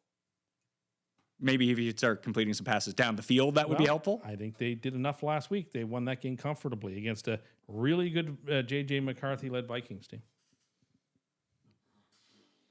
So good. What is it with you and JJ McCarthy? I don't quite I understand. don't have a problem with him. I have You a really problem- seem to. Is Is it a Vikings thing? It's about the people who were just big upping. How fast can I throw Sam Darnold overboard, and watch how fast I do it? I mean, And you demanded that Aaron Glenn be fired this week when you were watching the game. I didn't say him. I was thinking. Oh, about when his you said defensive- fire everybody, No, he wasn't no, included I in didn't that? say everybody. I said there are people who need. To No, get you fired. said, Jared, you were sitting there. You Fire. tweeted out. You Heard it. tweeted out what I said, which was a lot of people need to get fired. I didn't say Aaron Glenn. I didn't. Who say were him. you referring to then? The defensive coaching staff, who obviously don't have this team. Isn't prepared. I'm sorry. If he's got a whole team around. if Sean Payton is in charge of the guy standing over the center on special Calling Sean teams, Payton to be fired. I'm not calling for that. you blame the loss on him because it's his fault. So defensive head coach Aaron Glenn comes in and the defense sucks. Not his fault. Let's not It's fire not him. his fault, but You he is- want the but defensive coordinator fired coaches after a below game and a him half. Are struggling, and I think it would light a fire under the team. We're talking about a new Jets way where accountability is sincere. Well, then send one of those coaches overboard. Like, I could do a better job. You could do a better job. You watching that defense? You're already bloodthirsty 2 weeks in, eh? Well, like, don't tell me I'm going to have a really good defense coming into this year and then just no show, which is what they've done for 2 weeks in a row. I think they'll be able to stop. I mean, Mike Evans will be taken out of the game, but good luck taking away Egbuka or any of the other Buccaneer players. They're just going to run roughshod over the Jets. They'll just be running. They can't stop the run. They can't stop the run. They can't stop any crossing routes. They struggle with that.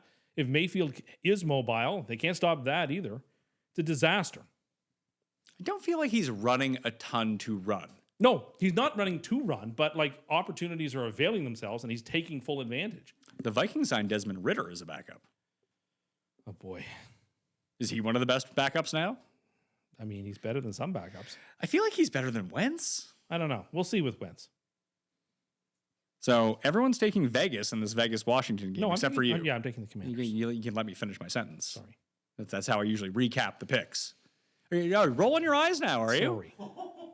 I'm sorry. You don't get to cut everyone off every single time when I ask Geoff a question? That's okay. And then you cut me off, and now rolling your eyes at me. I'm sorry. Would you just like to talk? Just monologue for a bit, please. Oh, we can wait. Oh, no eye roll for this one, huh? Mean mug. You don't really have the mean mug in you. Is that a mean mug? You look like you're really constipated. It's a good mean. You're smiling. You don't have enough furrow of your brow to mean mug.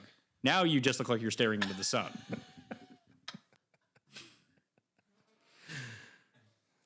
Atlanta and Carolina, the mighty Michael Penix is in this game. Fastest release in the game. 5.5-point favorites on the road in Carolina. 43.5 is the total.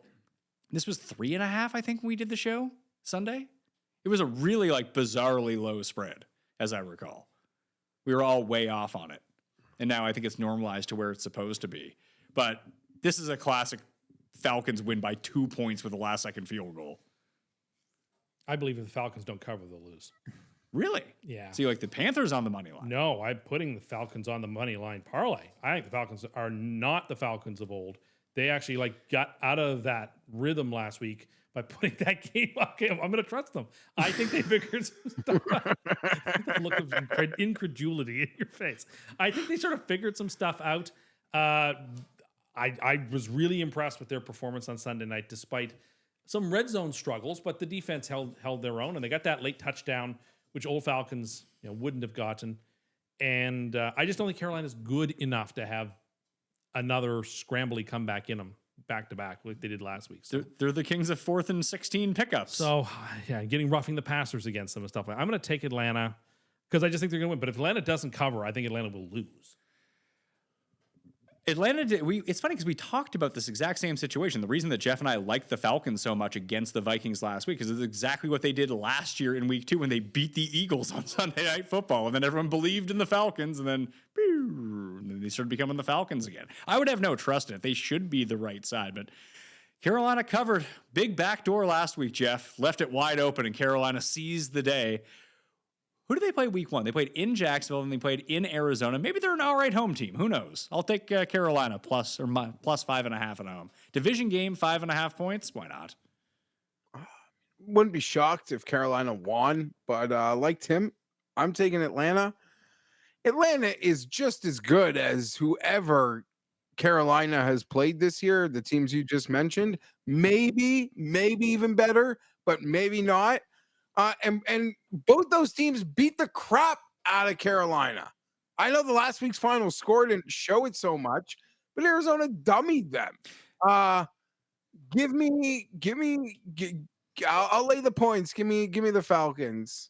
When people believe in Atlanta, do not pick them. When people are off of Atlanta, pick them. That is the Atlanta flow chart. I trust them. I think it's Those are famous last words with the Falcons.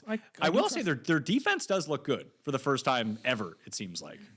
And they're using Bijan very effectively this season through 2 weeks. But then they're like, here, Tyler Algier, have 20 carries. Well, I mean, Bijan had a ton of carries on Sunday and a bunch of catches. You can't be complaining about his usage on Sunday. As a Bijan owner, I'm very invested in what Bijan does in fantasy this season. So I'm watching it closely. He's playing really well. The pre-snap penalties in Atlanta are getting ridiculous. Yes.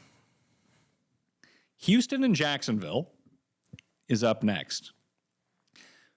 When was the last time Houston didn't win in Jacksonville? I don't know. Are you asking because you know? I do know the answer. Okay. So Texans have won 23 of the last 29 meetings, so they dominate this thing, obviously. 2020? 2017 was the last time that the Jags won at home against the Texans. That is a significant amount of time. Give me Houston. I think Houston overall is a better team. They're 0-2. They got to win this game. I know, but they got no offense. It doesn't matter. The Jags nothing. The Jags will find a way to keep them in the game long enough that Houston will seize it.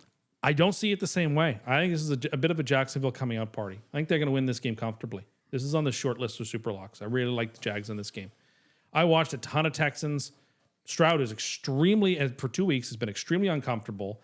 That offense strains to score. They cannot run the football at all. They can't until Nick Chubb did. But he had one run. So, I mean, like, if you're the Jags, you don't have to respect the run. You can just play the pass, and that's what teams have been doing against them.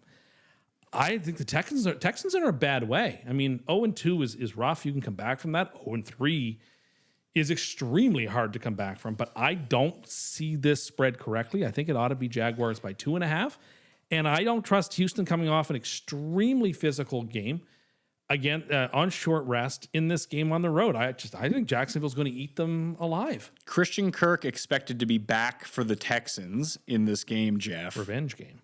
It is 2 touchdowns coming up. If the Texans score 2 touchdowns, they win. No opinion whatsoever. I'll lean Jacksonville just because of the short week physical game, but that's all I got here. In fact, I will be vouching hard for this game to not get there's 9 games at 1 o'clock, I think, which sucks, but I probably will be vouching for this to be left off. What's the main screen game? Rams Philly? Yes. Yes, it is. Cincinnati, Minnesota is intriguing. Yeah. Just to see what's going on with these two teams. And Atlanta and Carolina, well, maybe more or less pathetic than this game we're talking about. I'm actually more fascinated by it. I agree. The Jags are kind of fun, although it's the physicality of the defense of Houston that I like here. And just for whatever reason, they're very comfortable playing in Jacksonville. That if Brian Thomas was too afraid to run over the middle and stop routes against other teams, what's he going to do against the Texans? I think they're going to figure that out. I agree they're with trying you. to get him fired up, and I actually think they're going to figure that out very quickly. So you think coaches throwing players underneath the No, bus? I Maybe think- that's what Aaron Rodgers was doing to Calvin Austin. Yeah, if he didn't have an entire 20-year career of just trying to back the truck up over people over and over again. I do agree, Pat. Like the second the Jags start like being fun and it's like Hunter and Brian Thomas, I don't even care how good or bad they are. Like they'll be a team I like really need to watch each week, but I haven't seen it yet. So Like we watched a lot of that Jags Cincinnati game, and just every time the Jags had a chance to stomp your throat, they just gave it away. No, they could not finish. And Jake Browning, who you just declared as pathetic, basically. 3 picks in the game. He did, and then led the charge to beat them in the game. He did, because Jacksonville just kept giving him opportunity after opportunity. Jacksonville hasn't covered themselves in any glory early in this year, but like the Texans don't look good. No, but their defense is very good. They're like the Browns. Yeah, With a better you know what? quarterback, That's actually kind of But right. like Stroud is starting to get anxious and he's starting to get nervous and people are starting to bowl him over. I think Tampa had 4 or 5 sacks last night. Like, Yeah, over sacks for Jacksonville. what kind of probably play a good call? look. Do you remember on the 4th and goal? They get it 1st and goal from the 10. They just pass. They passed on 1st down and got down to the 1-yard line. That's a good play. 2nd down, they attempted to run with Chubb. You might as well have taken a knee because that was going nowhere. On 3rd down, at least the receiver is able to make a good double move over in the corner, and Stroud just missed him. On 4th down, they like student body rolled Stroud to his weak side to the left to throw a ball across his body that had no chance of being completed. They saw Cam Ward do it the day before. They were like, "Hey, this play works for touchdowns." Cam rolled yeah, to the right and through left. This was a QB. Put your back to the live play, roll out left, and try to chuck it. And I was like, how is that your 4th down play? The Texans are in some trouble, and if they lose this game, they're in real trouble because they could very well be 3 games fully back of Indianapolis. After this week, and that's a hill to climb. If they end up 0-3, and in fact, I should be rooting for the Jags here. I bet the Jags to win the division. It's just the smell test with the Jags isn't there. They just seem like one of those teams that's going to look really good 3 times this year when everything clicks, and every other game they're going to actively try to lose it. I'm ready for it this week. I think we're going to have fun Jacksonville this week. It's hard to do against this D, is what I'm saying.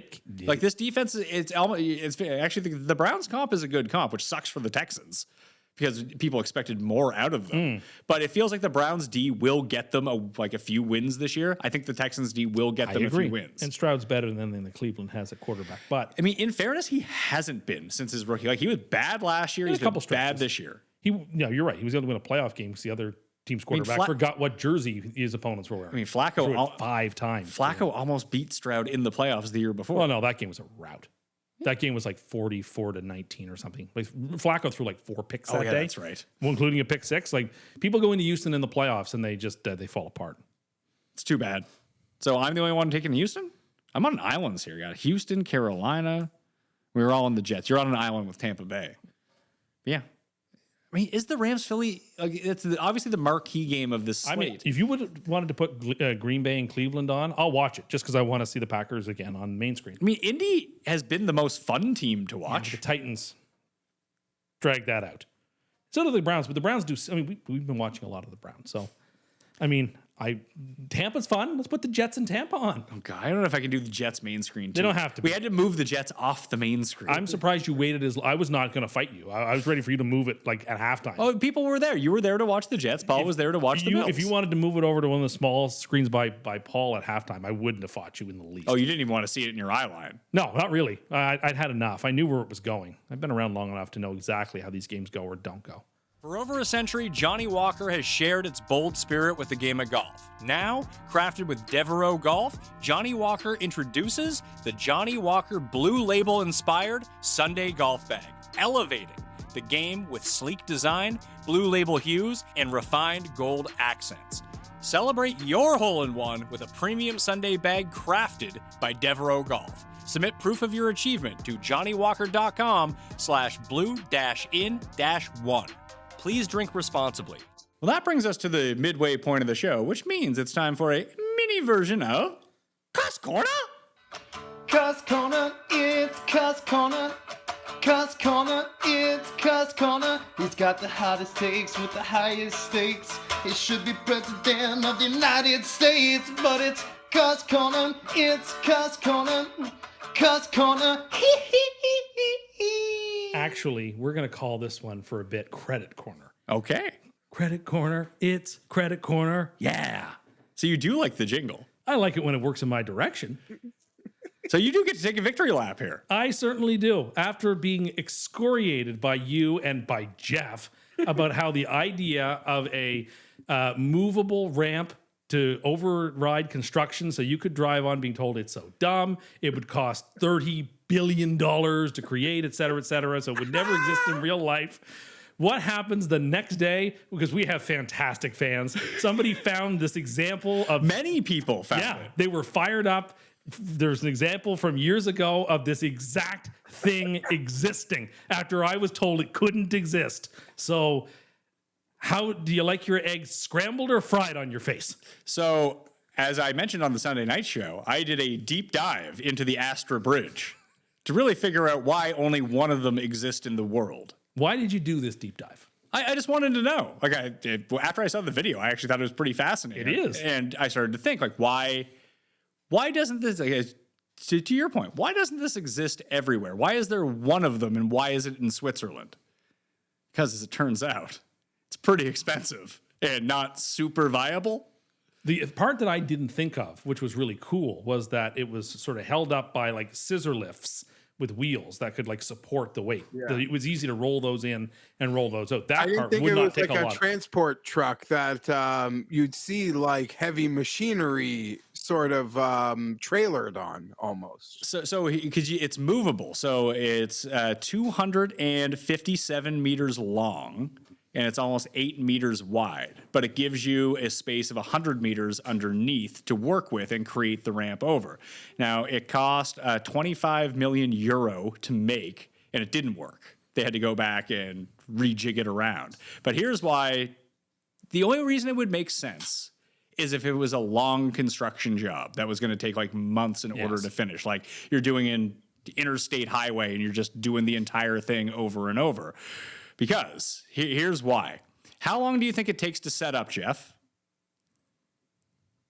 I see. I would assume not long, but because you're asking, it seems so practical. When I saw the video, I'm like, "Damn, Tim, you got me." So it takes an entire weekend in order to set up. So it's not very viable for most construction jobs because they would be done by that point. Right, but it is on wheels. So if you're doing a large stretch of highway, you could move it down, keep inching it down as you finish stuff. The setup and tear down process requires 16 trucks with low bed trailers, making a combined total of 45 trips to transport all of the structural elements to and from the worksite. 3 cranes are required in order to set it up, along with 2 14-person assembly teams dedicating the entire weekend working in shifts to put it up and to take it down. So I think for what you were talking about, the inconvenience of like traffic around like here that's going to bother you, it wouldn't make any sense to have it. No, but at the same time, that's a It prototype. exists. That's all it exists. needs. Yeah, it is a big win for you. And you could probably scale it down as well. Like, and it would be a little cheaper once you started figuring out some of the kinks. You could scale it down to like a smaller scale and would take less time to set up. It's pretty big as it is, and you can only work 100 meters underneath of it. But if you're doing like a really short stretch, like a 25 meter stretch, Yeah, but why would you have to spend because you have to basically shut down that area for an entire weekend to set it up and to tear it down. Like you couldn't do 20 meters in 4 days. yeah, that's a In fair point. theory, cities, municipalities would just like be cocky enough to think that they can just do the projects without like the waste and just get it done as fast as possible and not need this. But This in is going to win hindsight, an award. in hindsight, it seems like you always need this. Sort of, but the only reason it exists because this Swiss government pumped money into it to build it as a like prototype, and I just don't understand unless government like municipalities can't afford this. Not at that scale, no. No, I mean, what if you had if you have one? Like, who cares? I feel like you would need a lot of the these. municipality doesn't buy it. It's the private construction company, and that helps them get the projects because they have this machinery that like that's who should have to pay for it almost is the construction company. It should, but the construction company would never do that because I mean, if we're saying it's $25 million, it's $25 million to do, and it's really like having access to the cranes, having access, like you have to hire brand new teams to work around the clock that are specifically dedicated to do this. If it was a 2-man team and that's all it took, that'd be one thing. What did I say it was? It was Two 14-man two 14-man teams that you would just have to have on staff. Like it would cost less money. Like, yeah, it would be good in order for the private business to have it. But if the government mandated it, then that would be one thing. But it would cost less money for the government just to pay them to do regular construction. I would agree. Yeah, and they'd rather go overtime and get paid for it. Here was my pushback against it that I told you on Sunday, that if this was actually a viable thing, China would have 1 billion of these things. Does seem like it, yeah. Or Dubai, or you said Dubai, like places where they have no regard, like they don't pay wages to people and none of this stuff matters, they would have it all over the place. Just because the convenience factor for the drivers is so significant. Yeah, like think about it in like Saudi Arabia or something like that, that if there was construction anywhere like the Saudi prince had to drive, they would have this entire fucking thing set up for him. It does seem that way, doesn't it? So all those things are very fair points. But it exists and you win. But exists, and that's enough. And I said to you, like when we come to the award show in the spring, this is going to win an award for like reverse cursed or something because it exists. Also, I was telling you before the show, Geoff, did you know that there was a major scientific achievement that happened in the past week, but the crooked Western media refuses to cover it? No. China blew up an asteroid that may have hit the Earth. Oh, good for props to China. This is why we were talking about Armageddon before the show started, Geoff. It was like this. I already saw this movie. That's insane. That's insanity. It does seem wild, and also wild that it hasn't been reported on the news. What's not fair? China deserves credit. You're the China of this show. Oh, China's still cool. It just seems You like pay later. I feel like NASA would have had to have been involved in some way, but I don't know. It's crazy that it hasn't been covered. Like, what was the last like good space thing that happened? They sent like something to Mars and it blew up, didn't it? yeah. I mean, some of the SpaceX launches and then the way they will actually land on the pad or whatever. This feels are like impressive. This feels like a whole level above that. It does. This gives me great hope that if there is again some sort of like disastrous asteroid hurtling towards the Earth, as Ren and Stimpy say, in the year 800 billion or whatever, like we will be able to stop that. That's encouraging. Yeah, it's good. I was just shocked that the only reason that I found out about it, I have a few scientist friends, and they were just going like crazy about it. And then like they had to take it with a grain of salt. They're like, well, the Chinese government is telling us about this, but there was like independent, verified people who were there. That's wild. You got anything else? Yeah, it came up today. Robert Redford passed away today. What movie did you watch? No, nothing like. I was thinking about it, and I was like, Robert Redford, other than maybe I think Clint's the last one left. Robert Redford's like the last mega super Hollywood star. Warren Beatty is still alive. Yeah, but Warren Beatty didn't make nearly as many excellent movies as Robert Redford did, and wasn't in as many excellent movies as Robert Redford was in. Warren Beatty didn't also set up at like the American version of Khan at Sundance either, which is what Robert Redford did too. Like, I would say that. I mean, just to discuss festivals for a second, Sundance is a completely different thing than Khan. Okay, but it's like the most recognizable American film festival. It is, but it's for independent cinema. Correct. Like, it's not, yes, like the closest thing that North America has to Cannes is probably the Toronto Film Festival. That's fair. What I'm just trying to say is his contribution to movie making Hate that festival. as a superstar actor. I mean, we could rattle off 1 million awesome movies he's in, right? Butch Cassidy, The Sundance Kid, 3 Days of the Condor, The Sting. I mean, you name it. Like we can go on and on. Even some of the later movies he made, like I think it was called The Last Man, where like it was basically oh my god, I'm blanking on the movie. Castaway. but like without any dialogue, and it's just Robert Redford in it on a boat. That's a really good film. It's a great director. He made Ordinary People, which won a Best Picture nomination. He made I don't know if he made The Natural or if he was just in The Natural. He made a couple other excellent He films. made Quiz Show. He did make Quiz Show. Absolutely, he did. The forgotten movie from that year that had all the big. That was the '94 Oscars. 95. It was the Forrest Gump beats Pulp Fiction and Shawshank. Quiz Show is the other big drama nominated, and Four Weddings and a Funeral was the other one. So my point was like Robert Redford is the type of mega star in popular culture I don't think is possible anymore because of the bifurcation of like movies just aren't as important anymore. And like it's hard to get that big in television the way that Robert Redford was. So like other than Clint, who's still around and still making films, who might be on that level, And he was Robert the Redford's like, people's sexiest man. pardon me? And he was a people's sexiest man when that mattered.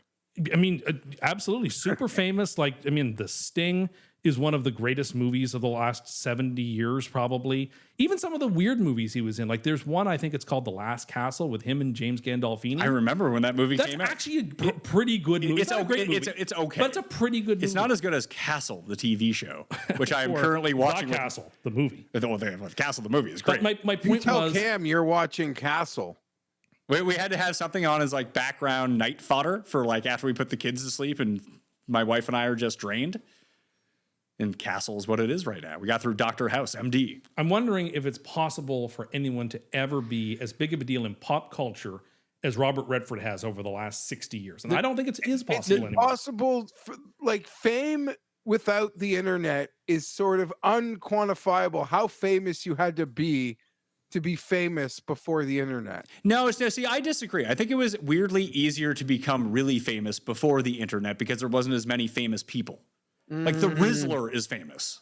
You know what I mean? But Yeah, like, that shows you there's how a easy mega it is level to be of fame. famous. There's one guy on that level. Tom Cruise. Cruise is different. Cruise doesn't make really many films. It's Leo. Leo is the last. If Leo were to become a director in the next 10 years to start making really good pictures, he could get on that then level. Robert Redford's closest comp is George Clooney. Then Sure, Clooney could definitely get there. I mean, Clooney's a mega super Hollywood star, and but he's a director and he's a also producer. old, but he's old. I'm True, thinking but about I'm just saying the youngest version of this. I don't think And he Leo's was ever the going to be. people's sexiest man. like when we are 70, will there be somebody who is that famous for the No, next generation? no, I just don't know that it's. no. And so if that's the case, then we are losing something. Yeah, we're when lo- people like Robert Redford pass away. Celebrity and movie star. Yeah, it's done. There's very few left. Leo, Tom Cruise. There's very few. Meryl Streep. There's Brad very Pitt. few Yeah, Brad Pitt. Yeah, of course. There's very few like stars left. True stars. And again, And it's that's the, why I know this sounds weird, but the coolest thing or the most fascinating thing that I enjoy about Taylor Swift is like in today's day and age, there are so many few like true celebrities that when we have one, I actually think that's kind of like cool because they're so rare. They're like an endangered species, that level of celebrity nowadays. it's got to be the sort of person that if you ask any single random person, do you know that person? They say, oh yeah, I know them, and probably could rattle off 2 or 3 things about them. That level of fame seems unachievable or just about unachievable. Didn't he have salad dressing or that was No, that was Paul Newman. That was Paul Newman. That was Paul Newman, who was also super famous. Yeah, He wasn't yeah, quite the director that Redford was. He also had race cars. He did have Yeah, race he cars. did. You know what? It's funny that I mean Robert Redford's been largely unheard of for the past 25 years or so, Yeah, it was that one movie he made a few years ago. Yeah. That was like nominated for the Academy which was Awards. not good, but they gave him a It was- look yeah. because he's was about to be dead. Yeah. Like, hey, here's the last thing that you're ever going to be in. Let's reward you. He was in the Avengers too, to some degree, I think too. Was he? Like Winter Soldier, maybe. Someone pointed out that not only do we not like or dislike anything from the Marvel Cinematic Universe, we just pretend like it doesn't exist. I will tell you why, because I don't see these movies. I don't see them anymore. Like I used to see a couple of the big blockbuster ones, but like they don't have any. To me, they didn't have any lasting impact. Yeah. They didn't have the cultural resonance that like even the Star Wars movies had. I will tell you that I'm very excited for one battle after another. Sure. I mean, you were talking about it. Yeah, it's probably the movie I'm been the most excited about over the past like 5 years. Now getting very excited about the Odysseus movie. When does that even come out? I think next year, maybe. I'm getting very excited for that. You should be excited for this. I'd go see it. You should go see it. It's going to win Best Picture. It may. I mean, I actually don't know who's in the running. Well, I think that's why. Okay. It's just that there doesn't seem, maybe there's something that's going to kind of come out of nowhere that ends up doing it. But this seems like the perfect year, like the perfect storm to reward PTA. Best director, best writer, best picture. Yeah. Rewards like basically the movie because his best shot was taken away from him. And in retrospect, I think the people kind of think that he should have got all of the awards that year. But it turned out that 2 of probably the 3 best movies of the millennium came out in the same year. Yeah, that's unfortunate. These things happen. Do you know how dog shit you have to be as a company to make young men stop caring about Star Wars and superheroes? Do you know how shit of a job you have to do? Do you know how, like, do you know what, like, fucking losers? Do you know that Disney is now sponsoring this show, Geoff? They're going to make a cartoon out of Geoff. He's the next character in Lilo and Stitch 3. It's Fantasia, but it's Fienberg-tasia. Just Mickey creating stars for the Chargers. Yeah, the Chargers apprentice. Do. I feel like what happened to Star Wars is what you feel like happens in sitcoms, like what you always want. Like, we should have more Creed scenes in The Office. That they overexpose Star Wars. They did. And they let fans dictate Way what too much. happens. They didn't stick to the canon nearly as like the last. I mean, look, as much as I don't like Rian Johnson, and I think he did okay with that middle movie, but I don't think he did a very good job. The last movie is so terrible. It is so stupid to bring Emperor Palpatine back. There's no way that was the plan. Jeez, when they spoiler. started. Yes, spoiler alert. And I've actually done you a favor. Now you don't have to go see that movie if you haven't yet. Like the idea of bringing him back from the dead in the 9th movie when you had spent all this time building up Snoke and building up the First Order as this new thing that sort of rose from the ashes of the Empire that wasn't really affiliated with the Empire. And then you just completely go, well, we're out of ideas. I guess we'll just go back to the Emperor and let's see how that... It was it left such a bitter taste in the mouths of people like me who... I'm not a Star Wars super fan, but I like Star Wars. I went to go see all the movies. I liked Rogue One. I like that cinematic universe. I'm interested in that sort of stuff. Yeah, it was completely misplayed from the jump, pretty much. I mean, I thought the first movie, The Force Awakens, I actually thought was pretty good. I actually liked that movie. It was just a redo of A New Hope, but that was okay. You got to see you got to see Han Solo again. You got to see Chewie. You got to see Princess Leia. That was a lot of fun. Like that was an enjoyable watch in the theater. But the last 2 movies were just terrible. And yeah, so they just ruined it. And I think with Marvel, it's something similar. It's just that they after Avengers Endgame, there's out of ideas. Like you can't afford to bring back Robert Downey Jr. as Iron Man, so you can't do anything Iron Man-ish. You had to kill off of. I'm sorry, why am I blanking on his name? Thanos. You had to kill him off immediately, like in the last movie. It's like people just stopped caring.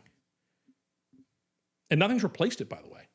Like, what's the big, massive, cinematic IP experience that people are fired up for? There's a huge lacuna there. I feel like it was Mission Impossible before that first one. Like the final part of that 2-parter just didn't do well. I mean, it did well, but it didn't Mission Impossible is not the same type of thing that's like they're super nerds about.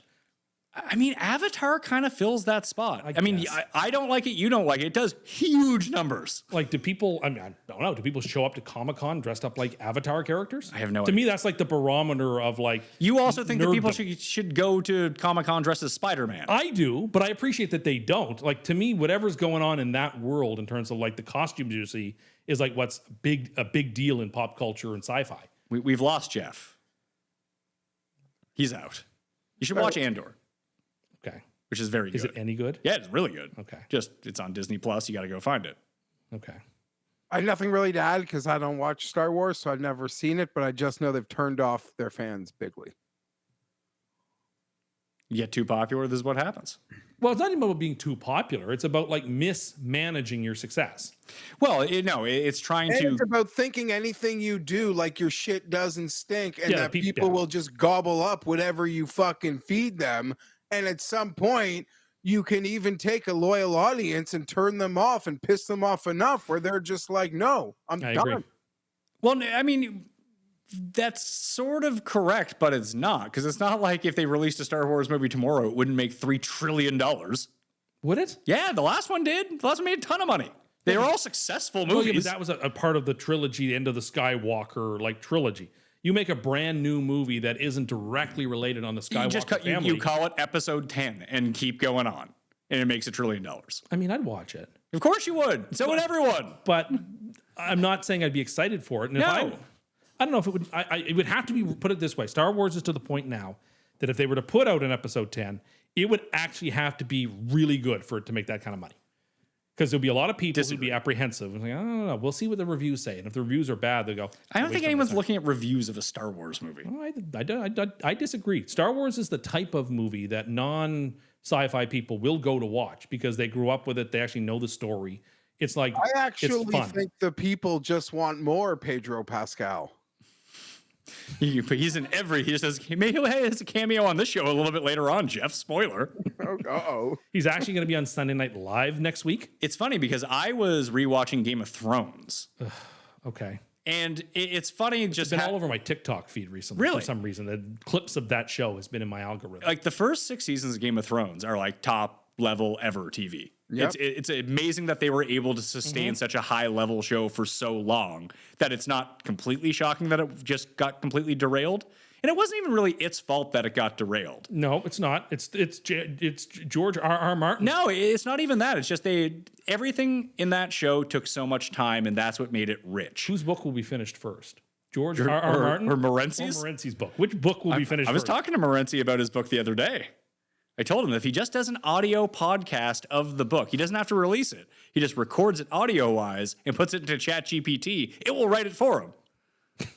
It will.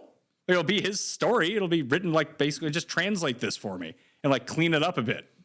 I don't know. I think that would work. But they had to rush everything. Like, They did have. Well, they did because have. To they rush did it. have to because the actors are like, we're not doing another 7 years of this. Well, no, but like they've taken one more year and given HBO has a quadrillion. Doesn't matter. The actors were done.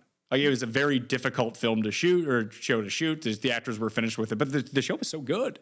Lost was kind of the same way. Like Lost was great until it wasn't. Yeah, Like but- people ask me like, oh, should I go back and rewatch Lost? Like, yes, absolutely. Stop at not Penny's boat and be happy with yourself. No, Stop watch there. it all the way to the end. I rewatched it. With, Don't watch it to the end because it's all a bunch of nonsense. It depends on what you want from the show. Don't give me numbers for 6 seasons that are going to be consequential and then at the end say, tee-hee, didn't matter. Oh, they did matter. They didn't matter. That's how you knew who the candidates were. Again. Talking about them numbers, Mr. Reyes? Lost was a complete and utter waste of my time. And I watched it from the beginning on network TV and I loved it. And the last season was so horrendous with the sideways time shift jumps and an ending that didn't pay off. Like, I would advise people, no, there's so much other television you could watch. Don't watch that. I disagree. It doesn't do you any good. It just leaves you frustrated like me. It's still, I mean, some shows don't have just tidy conclusions. I mean, that's why people still like Breaking Bad, because it had the very tidy conclusion. As did Better Call Saul. Had a great conclusion. Well, not a lot of people were watching Better Call Saul. Actually, at one time, people were really watching it. I don't know if AMC makes anything anymore. I have no idea what AMC makes. I guarantee you that 24 premise would rock hard again. Just that clock and just like the ability to just open and close it, like, and you have the time restraint. I think that just plays so well for normies and casuals like me. I think that if that was resurrected, I think it would fuck pretty hard. I would agree. I also think that if Mad Men started today and it was exactly the same show, no one would watch it. Probably. I think it's too slow for There's people. too much content now. There wasn't in 2008. Yeah. There is now. It still remains, I think, the peak of all of those It's certainly shows. beautiful. It's a slow developing story. Yeah, and sometimes it's really dark, and sometimes it's really philosophical, And sometimes it's hilarious. and sometimes it's very funny. Let's get back to a game that could be funny. You've already said that the Saints are going to upset the Seahawks, who are 7.5-point favorites at home in this game. I don't think it's going to be, I'm just being facetious. I do like New Orleans to cover this game. I do too. I have been, although they did kind of lay the smackdown on Pittsburgh. Pittsburgh kind of shot themselves in the foot, and then it was over for them. They couldn't convert anything against San Francisco. I thought New Orleans played San Francisco pretty tough, even though it was Mac Jones. For the worst team we thought in football, New Orleans has looked like a really good worst team in football for 2 weeks. I give them that. They haven't been humiliated. They've been in games. They've been scrappy. I wouldn't be champing at the bit to play them. It's their first game out of New Orleans now. They actually have to go on the road. It's just a lot of points. Seattle's offensive line is still sketchy. I actually kind of think the Saints might win, but I do like the Saints to cover. And so I'm going to take the Saints. Yeah, Saints. Go Saints, Geoff. So I totally disagree with you guys. I think there's also this honey glaze being put on the Saints. They've truly they've been down 2 scores late in the fourth quarter in both of these games at home. Like, I don't think I agree they're not like a boring as hell worst team in the league. Rattler is fun and like they can do some things where they're not like a boring watch for a horrible team, but I think they're as bad as advertised or worse. I would lay more points here. Give me Seattle. I've just walked away very unimpressed by Seattle. Yeah, I mean, I think they should have beaten San Francisco, and they sort of did it to themselves. And they got some assistance in the Pittsburgh game. Although I think that's, to go on the road and play early as a West Coast team. Sure, it was a very good win. It's a good win, but it wasn't this is a lot of points at this point. This is a bad, inexperienced Saints team with inexperienced coaching and a doofus for a Muppet for a defensive coordinator. Yeah. You think they're going on the road? This is the first time they've gone on the road. It is not going to be a pretty scene. I feel like Seattle lives off past laurels about being a good home team. Maybe. They've been much better on the road over the past few years. They don't have I don't know, dominance. like the 12th man being this dominant earthquaking force. I don't know if it's there as they're a mid-franchise. Maybe it is, but I'm trying to remember week 1. Why didn't I watch much of San Fran, Seattle? What else would I have been watching? The Chargers? No, Replay? they played, replay over and over again. He had it on like Crazy Eyes Killer has Scarface on in his house. This TV is just going to play Scarface 24/7. I like Seattle. I think Seattle's winning this game by 2 touchdowns. You outline them up. You get a good price on that, I think. They'll be my survivor. So you didn't answer my question earlier of who do you like. Tim said New Orleans. I said Cleveland over Green Bay. Of the big money line underdogs this week, if there was one to win, who do you think it would be? I said the Jets. Oh, you said the Jets. Okay. Denver and the Chargers. Tampa's had the back-to-back walk-off wins. The Jets might be like not low though. So that is interesting about Tampa. They haven't looked good at any point. No, but they're also not 100% yet either. Agreed. Like they're winning when they're not at their best. So when they get at their best, like Tampa could be a force. It's funny that you talk about Tampa that way, but then you discredit San Francisco for exactly the same reasons. I'm still not convinced that San Francisco's guys, when they get back, are going to stay healthy anyway. You proclaimed that Brock Purdy was a top 10 quarterback in the league. I like Brock Purdy a lot. So are you think they're guys that are faking injuries? No, I just think I can easily see them coming back and then Kittle being hurt again for like 4 weeks. But you can't see that about Godwin, who's been out for a year? Or I could see McCaffrey, as soon as they all get back, McCaffrey's out for 6 weeks. I don't trust them that much. Okay. Right now. That's a different tune than you were saying about, like, you're basically saying they weren't any good. They haven't been very good, but that's because they're not their team. We'll be better when they're healthy, but the question is, like, I think Tampa's playing more impressively.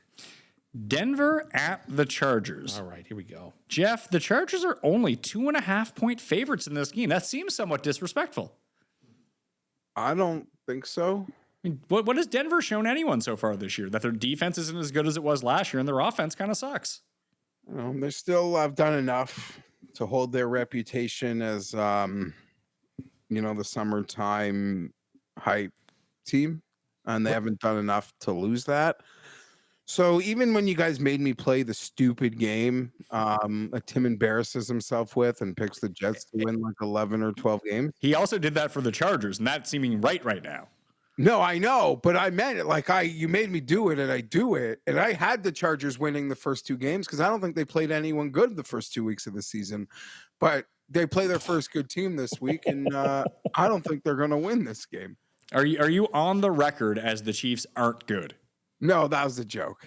That was a joke. The Chiefs are still winning the division. What's the split going to be at Thank you SoFi for this letting week, me Geoff? clarify that and not letting me just leaving that untouched. What's the SoFi split in the stands this week? 80-20? 50-50. Feel like Denver travels well. A lot of Broncos fans around. Is this going to be Nance Romo? No, because it's America's game of the week is Cowboys and Bears. So Nance Romo, they were talking about last week because we were listening to him during the Jets game. They suggested they were doing Bengals Vikings. They probably are. So I don't know if they've been reassigned from Bengals Vikings, but at least going into last week, that's where they were Pardon going. my ignorance. They can't do a game against America's game of the week and vice versa. I mean, I guess they could, has but that I ever don't. happened. You're Yes, I'm better sh- at this than me. It has happened, but I don't think they're going to. Romo and Nance are still doing Bengals Vikings. Yeah, I figured with a week to go, there's not enough So time. who's doing usually. the Chargers game? Watt and Eagle? Trent Green and Kevin Harlan. Okay, that's not horrible. Yeah, I mean, listen, I'm thrilled the Chargers are throwing the ball in neutral situations more than anyone in the league, and that's got me going. It did look like as that game unfolded, the Chargers. What? Yeah, I was showing Tim a picture of Mark Schlereth. Oh yeah, he's the worst. He's the worst. We enjoy watching his games. The Chargers, it seemed like we're actually trying to kill some clock ineffectively late and got into a bit of a conservative situation.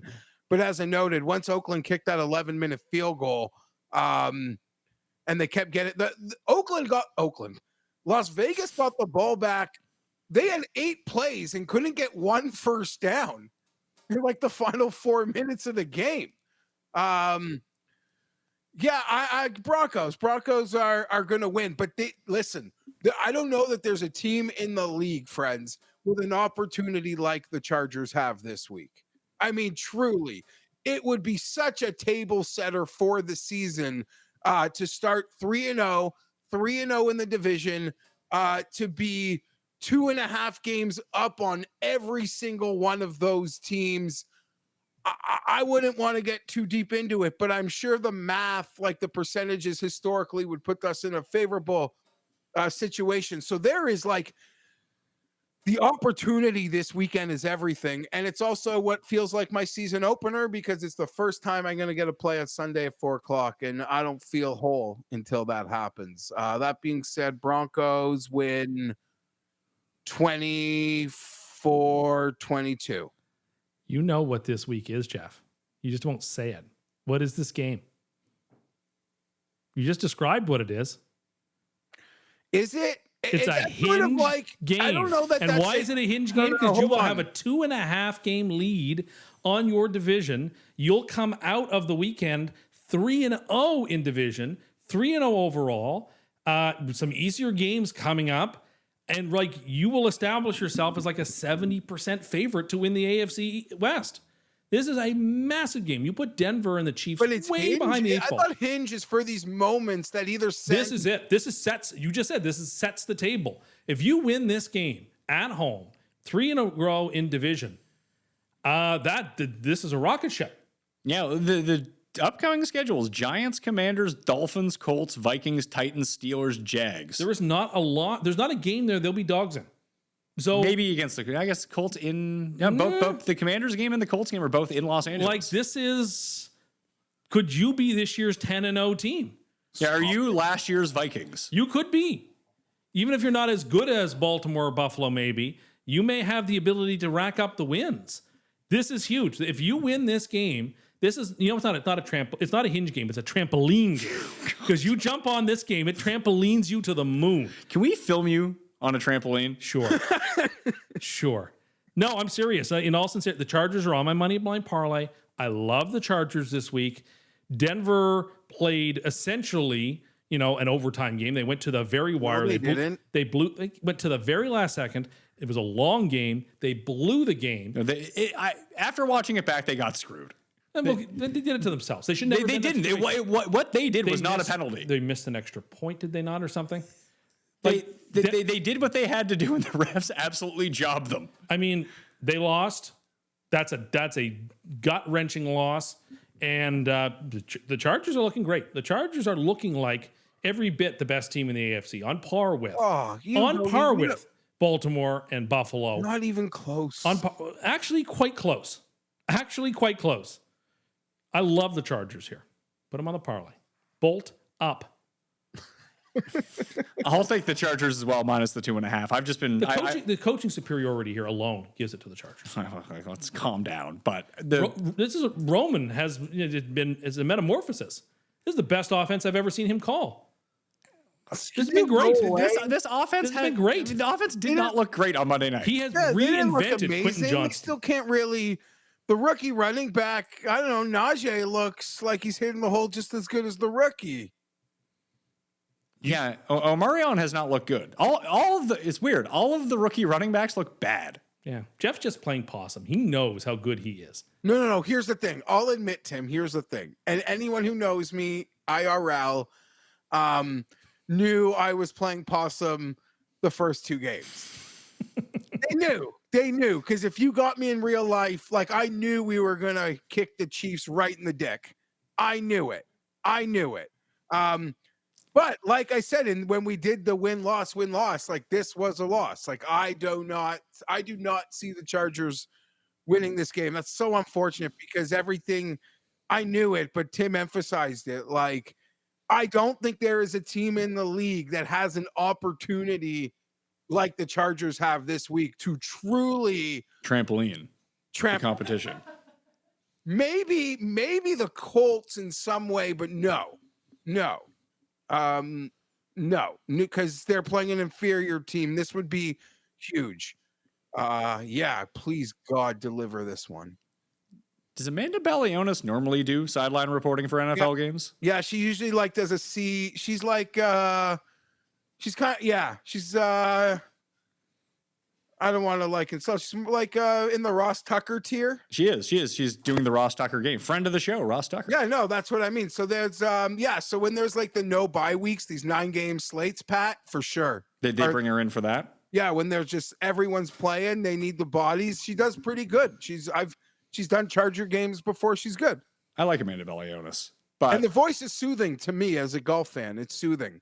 There was one point because we had all of the games up on the screen and it was like the pregame before they shot down to the sideline. And I swear to God, it was the same woman on 3 separate screens wearing 3 different outfits. They looked exactly the same. No idea who these people are. Would you? I mean, I'm not a red zone guy. I'm too much of a ball knower. That's a joke. I'm just not a red zone guy. But as golf fans, I feel like golf fans, like the red zone commercials don't even register with golf fans. Well, if that makes sense. Like the split screen stuff, the boxes, that's just second nature to us. That I don't think it jigs a golf fan like the football boys. Oh, they even do like split screen though, don't they? For red zone, it's like a playing through on red zone, so you can still see what's going on. But the funniest thing is that the main sponsor for the red zone channel, like one of the commercials, is a DraftKings commercial, which on live on Sunday Night Show, Emerson is the one in the commercial. So he's like, people hate me now. I'm in this commercial that they put on red zone. Thanks for ruining red zone for 30 seconds. It is true. That sucks. Like, it's great to be in a commercial, but if you're in a commercial that like is the airtime is controversial and people just resent you just for being there. Yeah. Well, so we can talk to him about that. The death threats. Who ruined your Sunday? Emerson. Geoff is the only one on the Broncos in this game. Dallas and Chicago. What's the over-under here? 50? Over.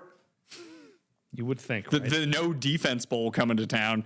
The Bears are now favored by 1.5. Okay. Were they always favored, or was Dallas favored? I have Chicago by 1 on the sheet. All right, it's 1.5. I see it on the screen right now. Great, even better because I'm taking. Does that say 1.5 or 1.0? It's very small in my. Just one. Okay, so it is 1. I like Dallas to play against the Bears. I don't like either of these teams. Well, I think Dallas has proven in 2 weeks that their offense can click. Their offense can score. Chicago struggles more to score than that. Can Chicago take advantage of Dallas's problem? I don't think so. So, I mean, it's just a play against the Bears.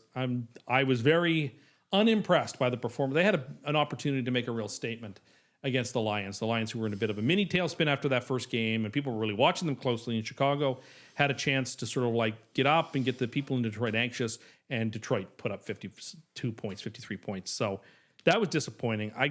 Dallas's offense has looked really good through 2 weeks. There's no other way to put it. So Dallas can do one thing well, and that's play offense. And against a relatively not good Chicago team, that's enough. And I'm getting a point. So Dallas. I actually think that argument makes sense. I'm just going to do a play against Dallas. I think they've been a bit over their skis. They got bailed out so big against the Giants that and that's the Giants who aren't good. I didn't love the coaching decision to settle for a 64-yard field goal 3 plays in advance. Well, when you know your guy's going to make it every single time. I didn't love that, but it worked out. He's better than the Colts coach who did the same thing and then the kicker missed it by 10 yards. I was impressed with their ability to put up points on the Giants. I was not impressed with their ability of the Giants to put up points on them. No, their defense has got real problems. And against a team that can score, Dallas is, I mean, even the Giants who aren't a great offense, the Giants found ways, but the Giants have more weapons. Moore is just basically in retirement mode here for Chicago. I don't know what he's doing. He seems lost in the new offense. Yeah, that's a problem. He was a huge part of that trade when they gave up Bryce Young. I think they still won that trade. Maybe. mean, Anyway, I'm with Dallas. I think Dallas can win this game. Oh, it's a 1-point game. I like most Dallas. definitely win. I'm going to take Chicago. I don't think like Chicago's as inept offensively as you seem to think they are. I want to hear Tom talk about Caleb. It's not like they're putting up 3 points a game here. Plus, you know, he's busily studying whatever Chicago has to do so he can leak it to the Raiders for next week. I'll tell you what Chicago doesn't do, Geoff. It's play defense, and neither does Dallas. So the over is far more enticing to me here. Pat, you're on the Bears, right? Yeah. Yeah, so I'm going to lean with you there also. I think too much is being – I'm not here to glad hand the Bears one bit, but if the Cowboys had to go into Detroit last week and be in the spot the Bears were on after playing on Monday Night Football, the Cowboys would have given up a 50 burger. The Cowboys almost gave up a 50 burger to the Giants. But they might have lost 52-38. Who cares? I'm taking point. Chicago here. The spread just feels a little wrong. I know it's like inconsequential point moves, but yeah, I'm here for the Bears. Maybe they actually find a bit of rhythm in this game. Well, I mean, just bet Chicago to score on the first drive. Their first 15 plays look amazing every single game, and then they don't know unless they're throwing to Roma Dunze. They got nothing else going on. Arizona and San Francisco. This game opened as Arizona by 1.5. It is now San Francisco by 1.5. 44 is the total. I have walked away very unimpressed by the Cardinals in their 2-0 start, playing two of probably the worst teams in the league. I like San Francisco minus 1.5. History tells us that Arizona is going to win this game. Arizona tends to play San Francisco very Then well. why did you take Jacksonville against Houston if history tells us that Houston always beats Jacksonville in Jacksonville? I have got my concerns about this Houston team. Okay. I have concerns about both of these teams, but I like Arizona here. They're healthier. They have more offensive talent as it stands. I'm not super enthused about it, but I would take the Cardinals to be a very unimpressive 3-0. They might have the better offensive players in like a simulation of what people's expectations. Like Marvin Harrison might not be good. Maybe. It's still early to say. Like he doesn't do what, I mean, it's JJ McCarthy sucks according to you. Marvin Harrison after a year of doing nothing. Well, we'll wait and see. Extremely hyperbole on both of those. I didn't say either of those things. But how much time do you give him? A little bit more time. Like we'll see by the middle to end of the year if he really still isn't producing. Okay, well that's a problem. I say McBride. I mean, San Francisco has the best offensive player in this game. I don't think that's questionable. Yeah, for as long as he plays. I mean, he's touching the ball 30 times a game. I get it. Right now. I know there's all kinds of reasons to like San Francisco here, and I think it's the 49ers home opener. But notwithstanding, I just think Arizona's going to play. I don't know. I like the Cardinals here. All right, so Arizona for Tim, San Francisco for me. Geoff? I love San Francisco. They were in my super lock last week because I felt the line wasn't big enough. They're going to be my super lock potentially this week because I feel like they're still not given respect, and the whole Mac Jones situation scaring away a bit of the market. Arizona dummied some horrific football teams. I will lay this small number, San Francisco. Real money, super lock or not. KC at the Giants on Sunday Night Football. The Giants are a 6.5-point dog. 45 is the total. Keep trying to figure out how this game is going to work. And I kind of revert back to what I saw from the Giants in week 1 when they just couldn't score points. on Washington. I think Kansas City has a much better defense than Washington does. So initially I was just like, all of this makes sense in my head. The Giants are going to keep this game close. Like they're going to rattle Mahomes. He's kind of suffering from Stroud syndrome right now, where he's seeing pressure before it's there. Now he's not being as pressured as Stroud is, who is literally under duress every single drop back. But it's like half the time for Mahomes now, and he's just anticipating it. I just don't see the Giants scoring any points. It's like a 17-3 win for Kansas City. I wrote down 20-6. Yeah, I'll take Kansas City. 0-3 would be a story, though. Because it would be to the Giants. It's just Kansas City starting 0-3 But you lose is your a first story. game to the Chargers, who might be, an excellent team. You lose to the Eagles, who won the Super Bowl. You can justify both those losses.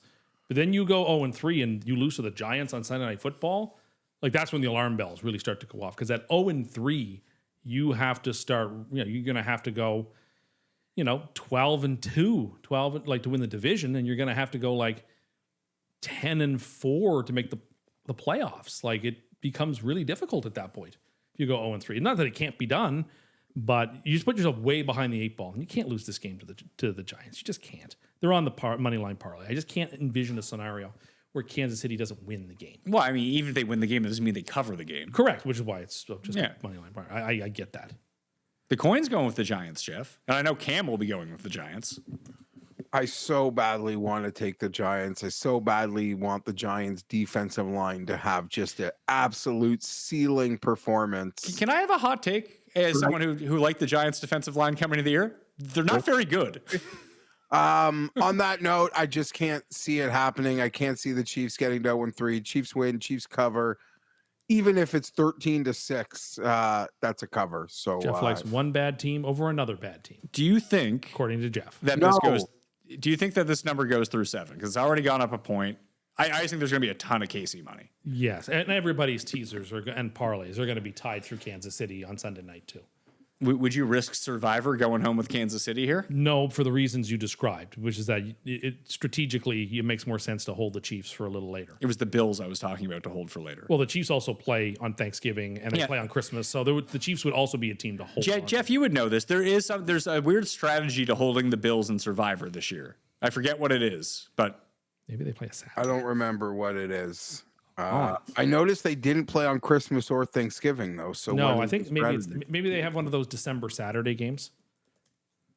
The Bills? Yeah. It was because they play on Thanksgiving. There's a Thanksgiving slate. But they don't play on Thanksgiving. They don't play on Thanksgiving. Maybe it's there's something like to do with they're the one good team who has one of these cupcake matchups in a week where like everyone good is playing each other. They play the Jets again. The Bills also play the Saints next week, so at home. So the Bills, people are probably going to run through some Bills entries over the next couple weeks. I think could use them tonight or Thursday if they wanted to. But if you wanted to, I'm not going to do that. Yeah, maybe it's something to do with their matchup in one of those weird double weeks where a lot of the good teams are going to be used on the smaller slate and they're just left on the other slate. I have a team to burn this week, so we got one more game, and it's the game of the week.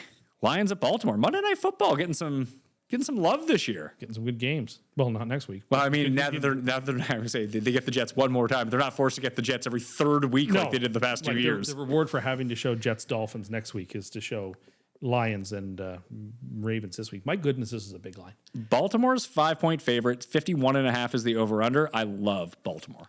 I get it. It seems like so many points for two teams that I think are relatively close. I mean, we've seen Detroit twice this year. Maybe week 1 was the aberration, but I think that it's not that we forget that it happened, but so much of what Detroit did last year. I mean, they played 15 games indoors last year, and they looked unstoppable the entire time. They played 1 game outdoors this year, and they looked actively bad in that game. Now, maybe the Packers' defense is up there. I thought that there would be regression for the Baltimore defense. It doesn't really seem that way. It did against Josh Allen. But those two teams they scored a lot of points against each other. The Lions should score a lot of points, They should, but they don't play as well outdoors. They're not as fast outdoors. I'm calling a Fienberg here. So you think Detroit covers, Baltimore wins? I'll take Detroit to cover the 5, but I'll say the Ravens win by 3. I just think that this sort of defense where you're going to have a lot of... It's not as good as the Browns' defensive line because the Browns' defensive line can rush 4 at you and just get through. Like Myles Garrett was dummying the Ravens defensive line. Like maybe Aiden Hutchinson can do that. I don't feel like he's on the level of Myles Garrett, that this is the game where Lamar has like 4 20-yard runs and just no one is around him. And you just don't get that from the other side. Like, how many Jamison Williams 3-yard outs is he going to take for 80 yards down the field against the Ravens?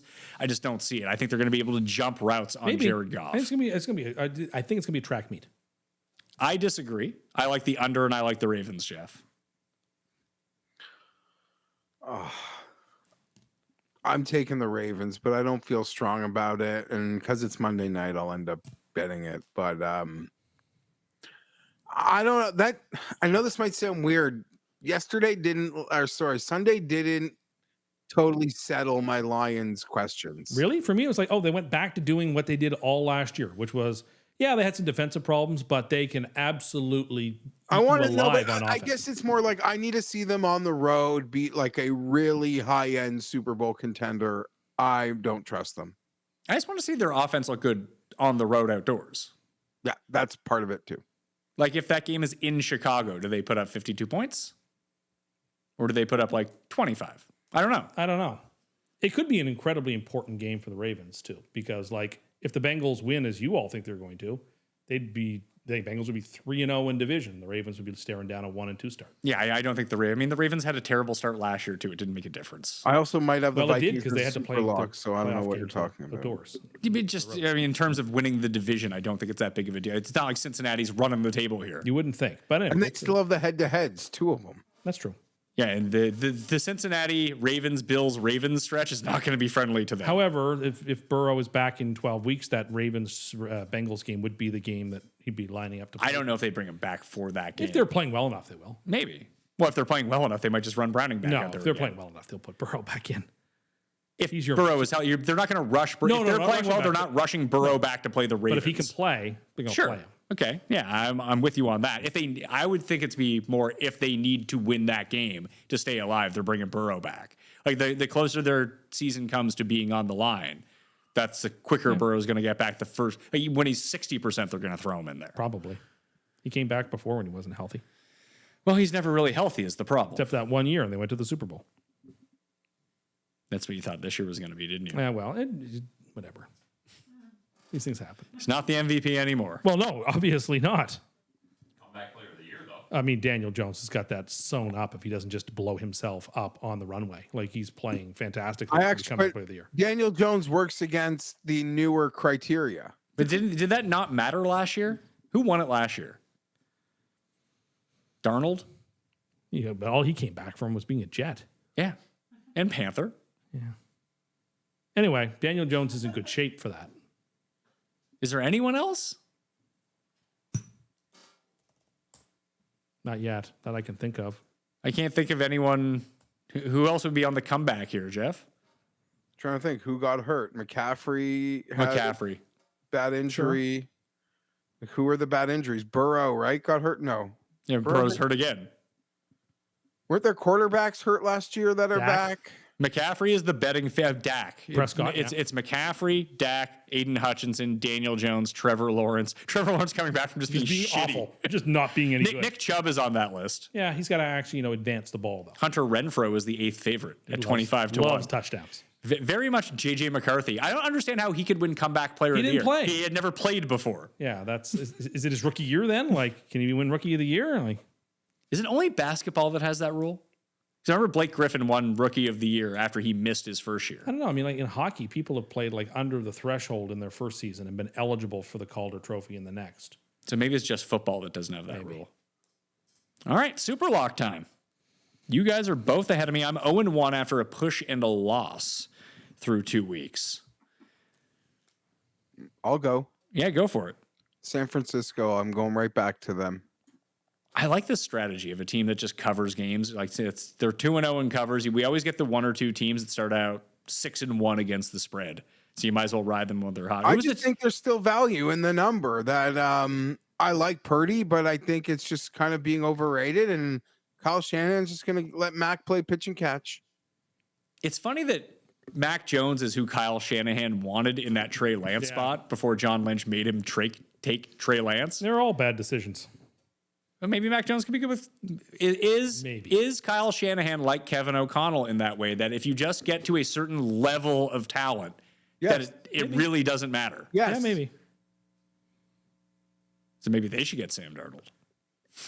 Maybe you should be the lawyer. They had Sam Darnold. Did they? Oh yeah, they did have Sam Darnold. Oh yeah. So it's like Sam Darnold gets fixed by going from he goes to Kyle Shanahan and gets fixed, and then he goes to Minnesota, plays well with Kevin O'Connell. Now he's elsewhere and playing okay. Yeah, he's been perfectly rehabilitated, which is why the Vikings should have kept him. But anyway, I digress. I mean, should they have just kept Daniel Jones? well, he hadn't played for them. Oh no, should have kept him. I mean that's really the worst move that they've honestly made so far is they let Daniel Jones walk when they could have re-signed him for cheap. I mean, he's basically as good as Sam Darnold. He has been. There's no doubt about it. He's been better so far, but we'll see. But he gets rehabilitated by Kevin O'Connell. Now he goes somewhere else. And now We just hadn't seen him play. That's all. well, I mean, he's basically following the Sam Darnold blueprint of a career. That may end up being true. You're right. So that would have been the real savings move. It's not having the good backup to JJ McCarthy. I don't know who to take here between 3 teams. I'm just going to go with my gut and take Houston minus 1.5 on the road in Jacksonville. Okay. Well, I don't feel like going up against you, so I won't take the Jaguars. You can go against me. Listen, I know I can. That guarantees one of us a win. No, I know I can, but I don't want to. No, we got to be on the same team here, Tim. No, we don't. We're a team. I'll take Green Bay. Really? And then That's really the one you feel the most confident about here? that and Jags are the two I'm sort of I mean, struggling the way that you talked about it, and I mean, maybe I'm suffering from that same fate too. We just don't want to do it in the big spot. It sounds like both of us really like Kansas City. I do like Kansas City, but I could also see Kansas City winning 24-21. And like, oh, they got the win, they're okay, but so See, I see it the other way with Green Bay, where I could see Green Bay winning like 13-7. when I see Green Bay not win comfortably, I'll stop picking them. Okay. I mean, that makes a lot of logical sense. Survivor then. Cannons to the left of me, cannons to the right. Give me the Buccaneers. I do not think the Jets are going to win. So I will take the Bucs. Give me Seattle.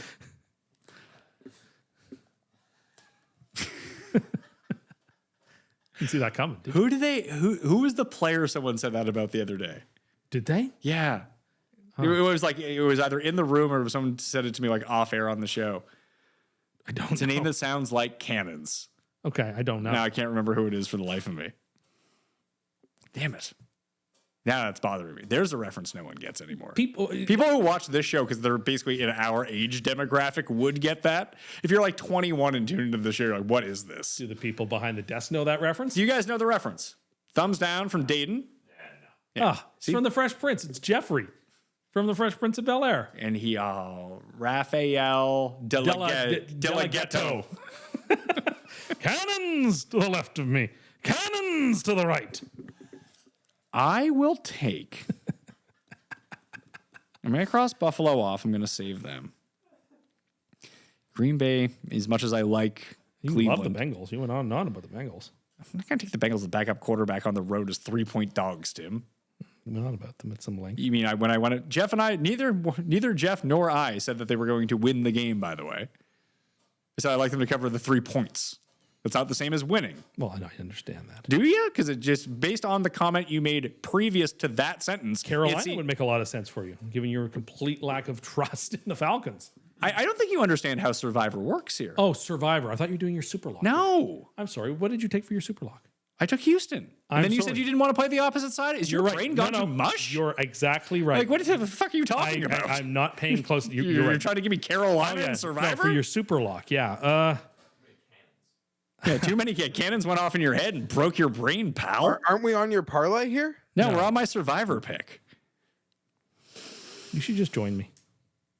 No, because I like the Jets in that game to cover. If I like the team to cover, I have a really tough time taking them, like the other side in Survivor. Okay. I kind of want to take the Chiefs. Then take them. Like, there really aren't that many options out there if you don't like Tampa. You don't want to use Buffalo. It's kind of your... Yeah, I hate taking a road team. You know, I'm just going to go with Jeff. I'm going to take Seattle. Okay. I get it. It's against the Saints. No, I get it. If I lose, I lose, and you win Survivor. Hooray. Or watch us all lose, and we have to start over again. Hooray. Although this will be an interesting one for this week in the big 4-for-4 one, Jeff, where I still have all 6 of my teams. I'm really gonna have to divvy it up a bit. I held on. I had one team with Dallas last week. It was like, ugh. That wasn't good. Yeah, no, I'm all through. Last week I actually late switched one off of Dallas to San Fran to get cocky, and I was feeling so good about myself at like 4:05. Not as cocky as I was feeling about Arizona. Oh, just in there. Let's lock that one in. I'm on to next week. But in I Survivor. could do like I might have like 70% of my 9 entries is on Seattle this week. Is it just because you don't like anyone? You don't feel comfortable with anything else, or you just like Seattle that much? Yeah, it's about comfort. It's about like, why don't I burn this team? That's probably mid. Like, where else do I want to even use risk Seattle? Like, Plus, it's the you Saints' know, first road game. And their Like, they defensive suck. coordinator is bad. And they have.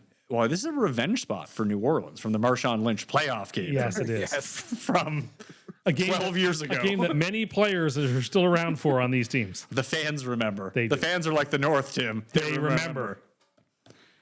So Seattle. Recap your money line parlay for us. Buccaneers, Falcons, Chiefs, Packers, Chargers. Packers, Bucks, Falcons, Chargers, Kansas City. I wonder if that pays. Let's effort that. Okay. Just we need to get some odds here on them because you've been playing. Not as good as I'm sure it's not as good as the all bird money line parlay would have been last week.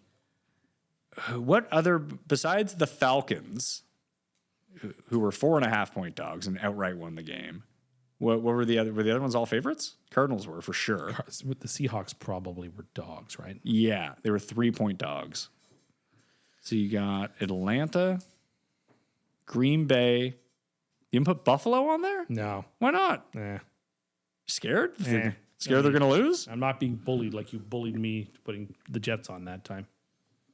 Kansas City and the Chargers is the other one. So that 5-game money line parlay pays plus 385. If it wins, you dig yourself out of the 0-2 hole you're in. Dig your way out. Who ruins Tim's Sunday, Geoff? Is it the Chargers? No, Falcons. Yeah, You trust them completely. I do, but if the trap door comes underneath, I can't say I didn't see it coming. But I do trust them. I think Tim's going to be in a great mood. The Jets are going to surprise. The Jets are going to ruin your Sunday, Tim. No, they won't. I'll be fine with that. I can live with that. It's an emotional hedge. And then next week will be to get their season back on track. Well, then they'd be 2-2, and then things start to open up. That's what But cross that bridge when and if we get to it. That'll do it for the week 3 edition of the Spread Pick Show. I want to thank the Coin who made all of its picks. You can get the full cheat sheet in the Mayo Media newsletter, which is completely free to join. And the cheat sheet will now be up on 4for4.com in the weekend cheat sheet version. That's completely free to check out over at 4for4.com. If you want to get the express package with Sharp Stack, take a 7-day trial, and get 25% off all of the premium betting tools, DFS tools, and season-long fantasy tools, code Mayo will get you 25% off all of those packages at 4for4. Isn't that right? Tim and August. You got me scared again. I guess. You're scaring me. Geoff, thank you for being on the line. Oh, Geoff, do you know what I bought? No. A weighted vest. Oh, yes. I feel like we spoke about that. Did we speak about that on last And week's you show? want to know something, Pat? I actually see them like all over my neighborhood. I saw somebody today with one on. Like, Dad, I'm like, why is at first, like 2 weeks ago, I'm like, why is some dude wearing some like tactical vest? And then he got closer and I'm like, oh, it's like a weighted vest. So it's like a thing now. Yeah, it I'm is. seeing it I'm seeing it lots in my neighborhood. I like it. My ankles and knees hurt a little bit the first few times. Yeah, like I'd wake up in the morning. I'm just not used to carrying an extra 40 I'm pounds. But concerned that it will do damage long term, but I mean, just being heavy in general would be doing much. yeah, so like adding that extra weight and strain on your joints when you're not a young person anymore. Maybe No. not the greatest idea, but you better than I know you. But I like it. Like it was the first 2 times I did. It's like I hadn't worked out in like 3 months. Like just during golf season, I exchanged the gym for playing golf. Now that we're back in football season, I'm going back to the gym. Like the first week was horrible. Like I'm just sore all the time from just activating, burning out my triceps like I wouldn't normally do. Right. Now that we're into week 2, it's fine again. Like I'm not like debilitated for 2 days in certain muscle groups because I hadn't used them in so long. And my knees and ankles don't hurt anymore after a week of using it. The first 2 days it did. Now it doesn't, so I feel like it's fine. Okay. And I feel like it's building up. Like I'm I teaching. just get worried for your back. I don't want you to hurt your It's back. good for my back. I know, but like that extra weight and the strain that will be on your back, I'm just concerned you could tweak something. I mean, if I was like playing sports in it, then yeah. Like the main reason I got is both my kids want to go ride their bikes. Now they can ride bikes all the time. That I go out and walk with them. That's just here's something else I can do, just like kind of exercise a little bit I more. understand. I just am nervous. Like if I was running marathons in a 40-pound weighted vest, then it would be That'd an be issue. cool. The weighted vest Olympics. Be tough. Imagine the swimming events. You wouldn't be doing too hot. It'd be a hold your breath competition. Synchronized swimming with weighted vests. But Geoff, I really need to build up I guess I hadn't said this on the show yet, but we got all the tests back. Everything's good.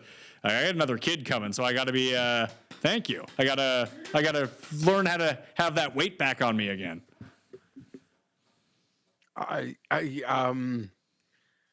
Yeah, my third kid, my other kids were so calm, and this one is just wild. So it's taking its toll If you on see someone who looks like Dave Portnoy, don't leave him alone. Stay with the baby. But that's my hero. You know what though, Tim? As much as you laugh, that is when the child was at a state where it's just a loaf of bread. Like it couldn't have gone anywhere. Full stop. It like now you can't leave for a moment because everything is danger. We're late enough in the show that I can say this now, that I talked about my vasectomy a few weeks ago. So if people want to know how bad at betting I am, Geoff, I made a bet with my wife because she wanted to have another kid. I was pretty indifferent to it. I was like, yeah, we got two. They're 18 or 16 months apart. There's a pretty good lane to be in here. I just turned 40. I don't have like the most energy in the world anymore to be raising a newborn. I was like, you know what? I will schedule a date for my vasectomy. If we get pregnant in the meantime, then then you win. It took like 2 weeks. I lost my bet.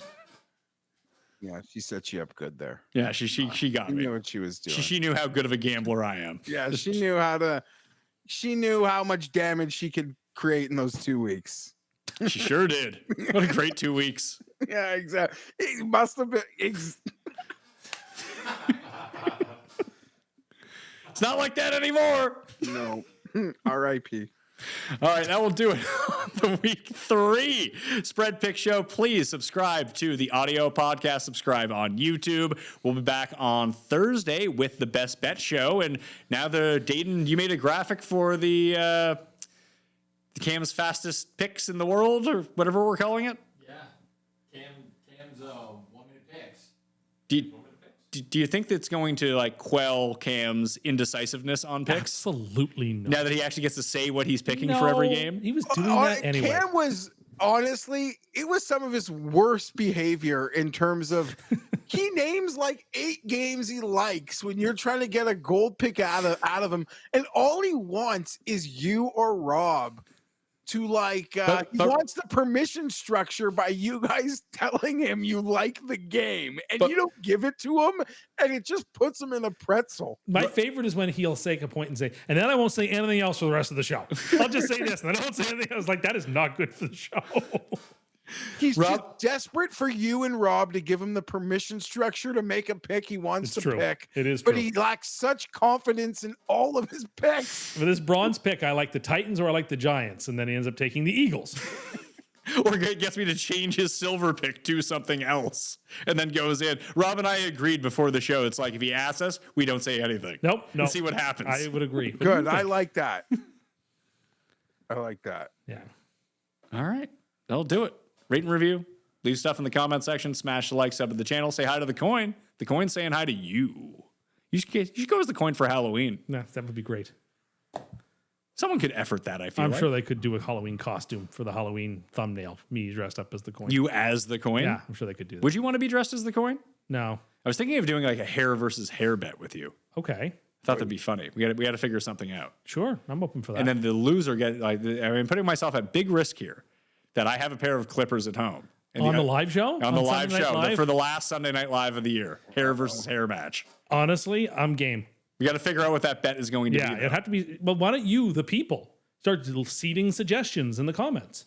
I mean, only the real ones will know because we're 2 hours and 38 minutes into the show. The real ones are listening. We're not even close to 3 hours yet. People are so bummed. It's like the main comment I get about this show every week. These are extremely long shows.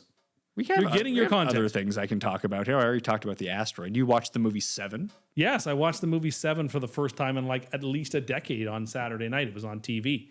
And I said you had big Leland Orser vibes. I said it's actually it is such a disturbing scene in a movie full of extremely disturbing. What is the most disturbing one? I don't think it's him. I don't think it's Knife Dick guy. I think it's the glutton guy who's still alive. That's the most disturbing thing in the movie. No, the glutton is not alive. Sloth is alive. Oh, yeah, Sloth. Yeah, the Sloth guy who's like, oh God, he's still alive. That is, it's got a great line where the guy said, the doctor, who's like a medical professional, says, this man has experienced as much physical pain as any human being has ever had. And now he has hell to look forward to. He just walks away. Like, that is such a boss line for a doctor. It's one line in the whole movie. It's like, that's a great line. Every part of that movie is like perfect. It really is. I don't know if I would change a single. The only thing is there's a little bit too much Morgan Freeman and what's her name? Gwyneth Paltrow? Yeah, a little too much. Yeah, but you have to Like, they have have those two scenes Yeah, together. you need to have that established. Her like not liking being there. Her like just to set up the end of the movie. It's true. Without those scenes, the end of the movie it works, but it doesn't work as well. Fair enough. Don't spoil it for people. They probably haven't seen Seven. What's in the box? What's in the box? Have you both seen Seven? I know what's in the box is from. No. I just don't know. Like I've heard it, but I don't know. You don't actually know what's in the box. You don't know what's in the box. What's in the box?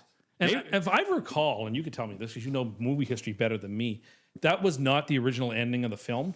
That I They don't had know. planned for something else, but like, I think it was Brad Pitt who talked David Fincher, into ending it that way. Like they were going to give it a less, like they weren't going to let John Doe win or something. And John Doe has the upper hand. throw down your gun. John Doe has the upper hand.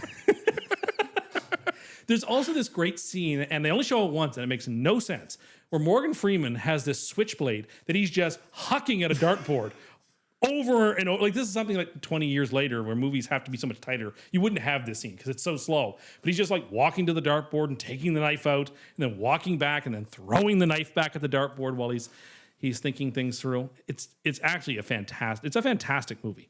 What's the next David Fincher movie? I don't know. What year was Seven? 95? It was 95, yeah. Because then Fight Club came. He did. I love The Game. The Game came out in between. Game is a great The Game is movie. awesome.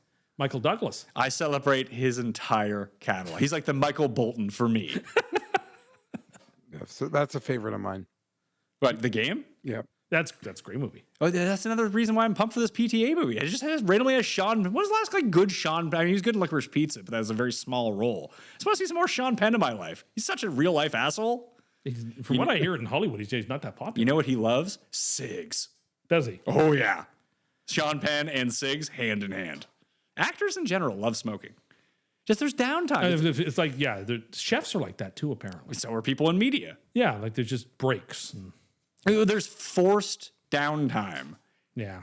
at certain jobs where chefs and people who work in kitchens, the only way that they get a break is by going for a cigarette, or else you just have to be in the kitchen. But most media things, you do a whole bunch of stuff at once for 2 straight hours, then you literally can't do anything for 15 to 30 minutes. You're just sitting there like, all right. And you're an actor. You want to be like eating M&Ms the entire time. It's apparently what happened to Alec Baldwin. Well, he got so fat. Oh, okay. He also has other problems. No, we weren't going to go there. Have you watched his reality show? No, I have not. It's with him and his wife. Did your wife watch that, Jeff? No. My wife does. They're too. We wouldn't. No, I banned them in my house. No chance. The But ball was. actually, Will you but not they're watch not the for Hunt us. for Red October when it comes on? I 'Cause watched it. I'll watch it. I when it watched comes that on. like 3 weeks Yeah, ago. when I think we probably watched the same time at the same movie. I like that movie. I like everyone in that movie is good. The guy that does the sonar, Oh yeah, yeah. pretty sure that's Jackie Childs from Seinfeld. It might be. Or it's the guy from This Is Us. Is that the name of that show? Yes, which Jeff hated. I didn't like it either. He never gave it a chance. I mean, it's I watched every it's slop. single episode. it's slopped to emotionally toy with you. It was emotional and it was real and I found it struck very resonant chords with me, and I felt like it wasn't too. I feel like you're the same guy who cries in tampon commercials. Like that's too emotional. I for just you. think it was again. You two judged it off the hop and never gave it a chance. We can't do the "This Is Us" conversation. It was Courtney B. Vance. It was okay. The worst. See, what they should have had was have Michael Winslow play that role. Just do all the sound. Yeah, effects. he would do. See, he can do all the sound effects. He can hear the whisper drive.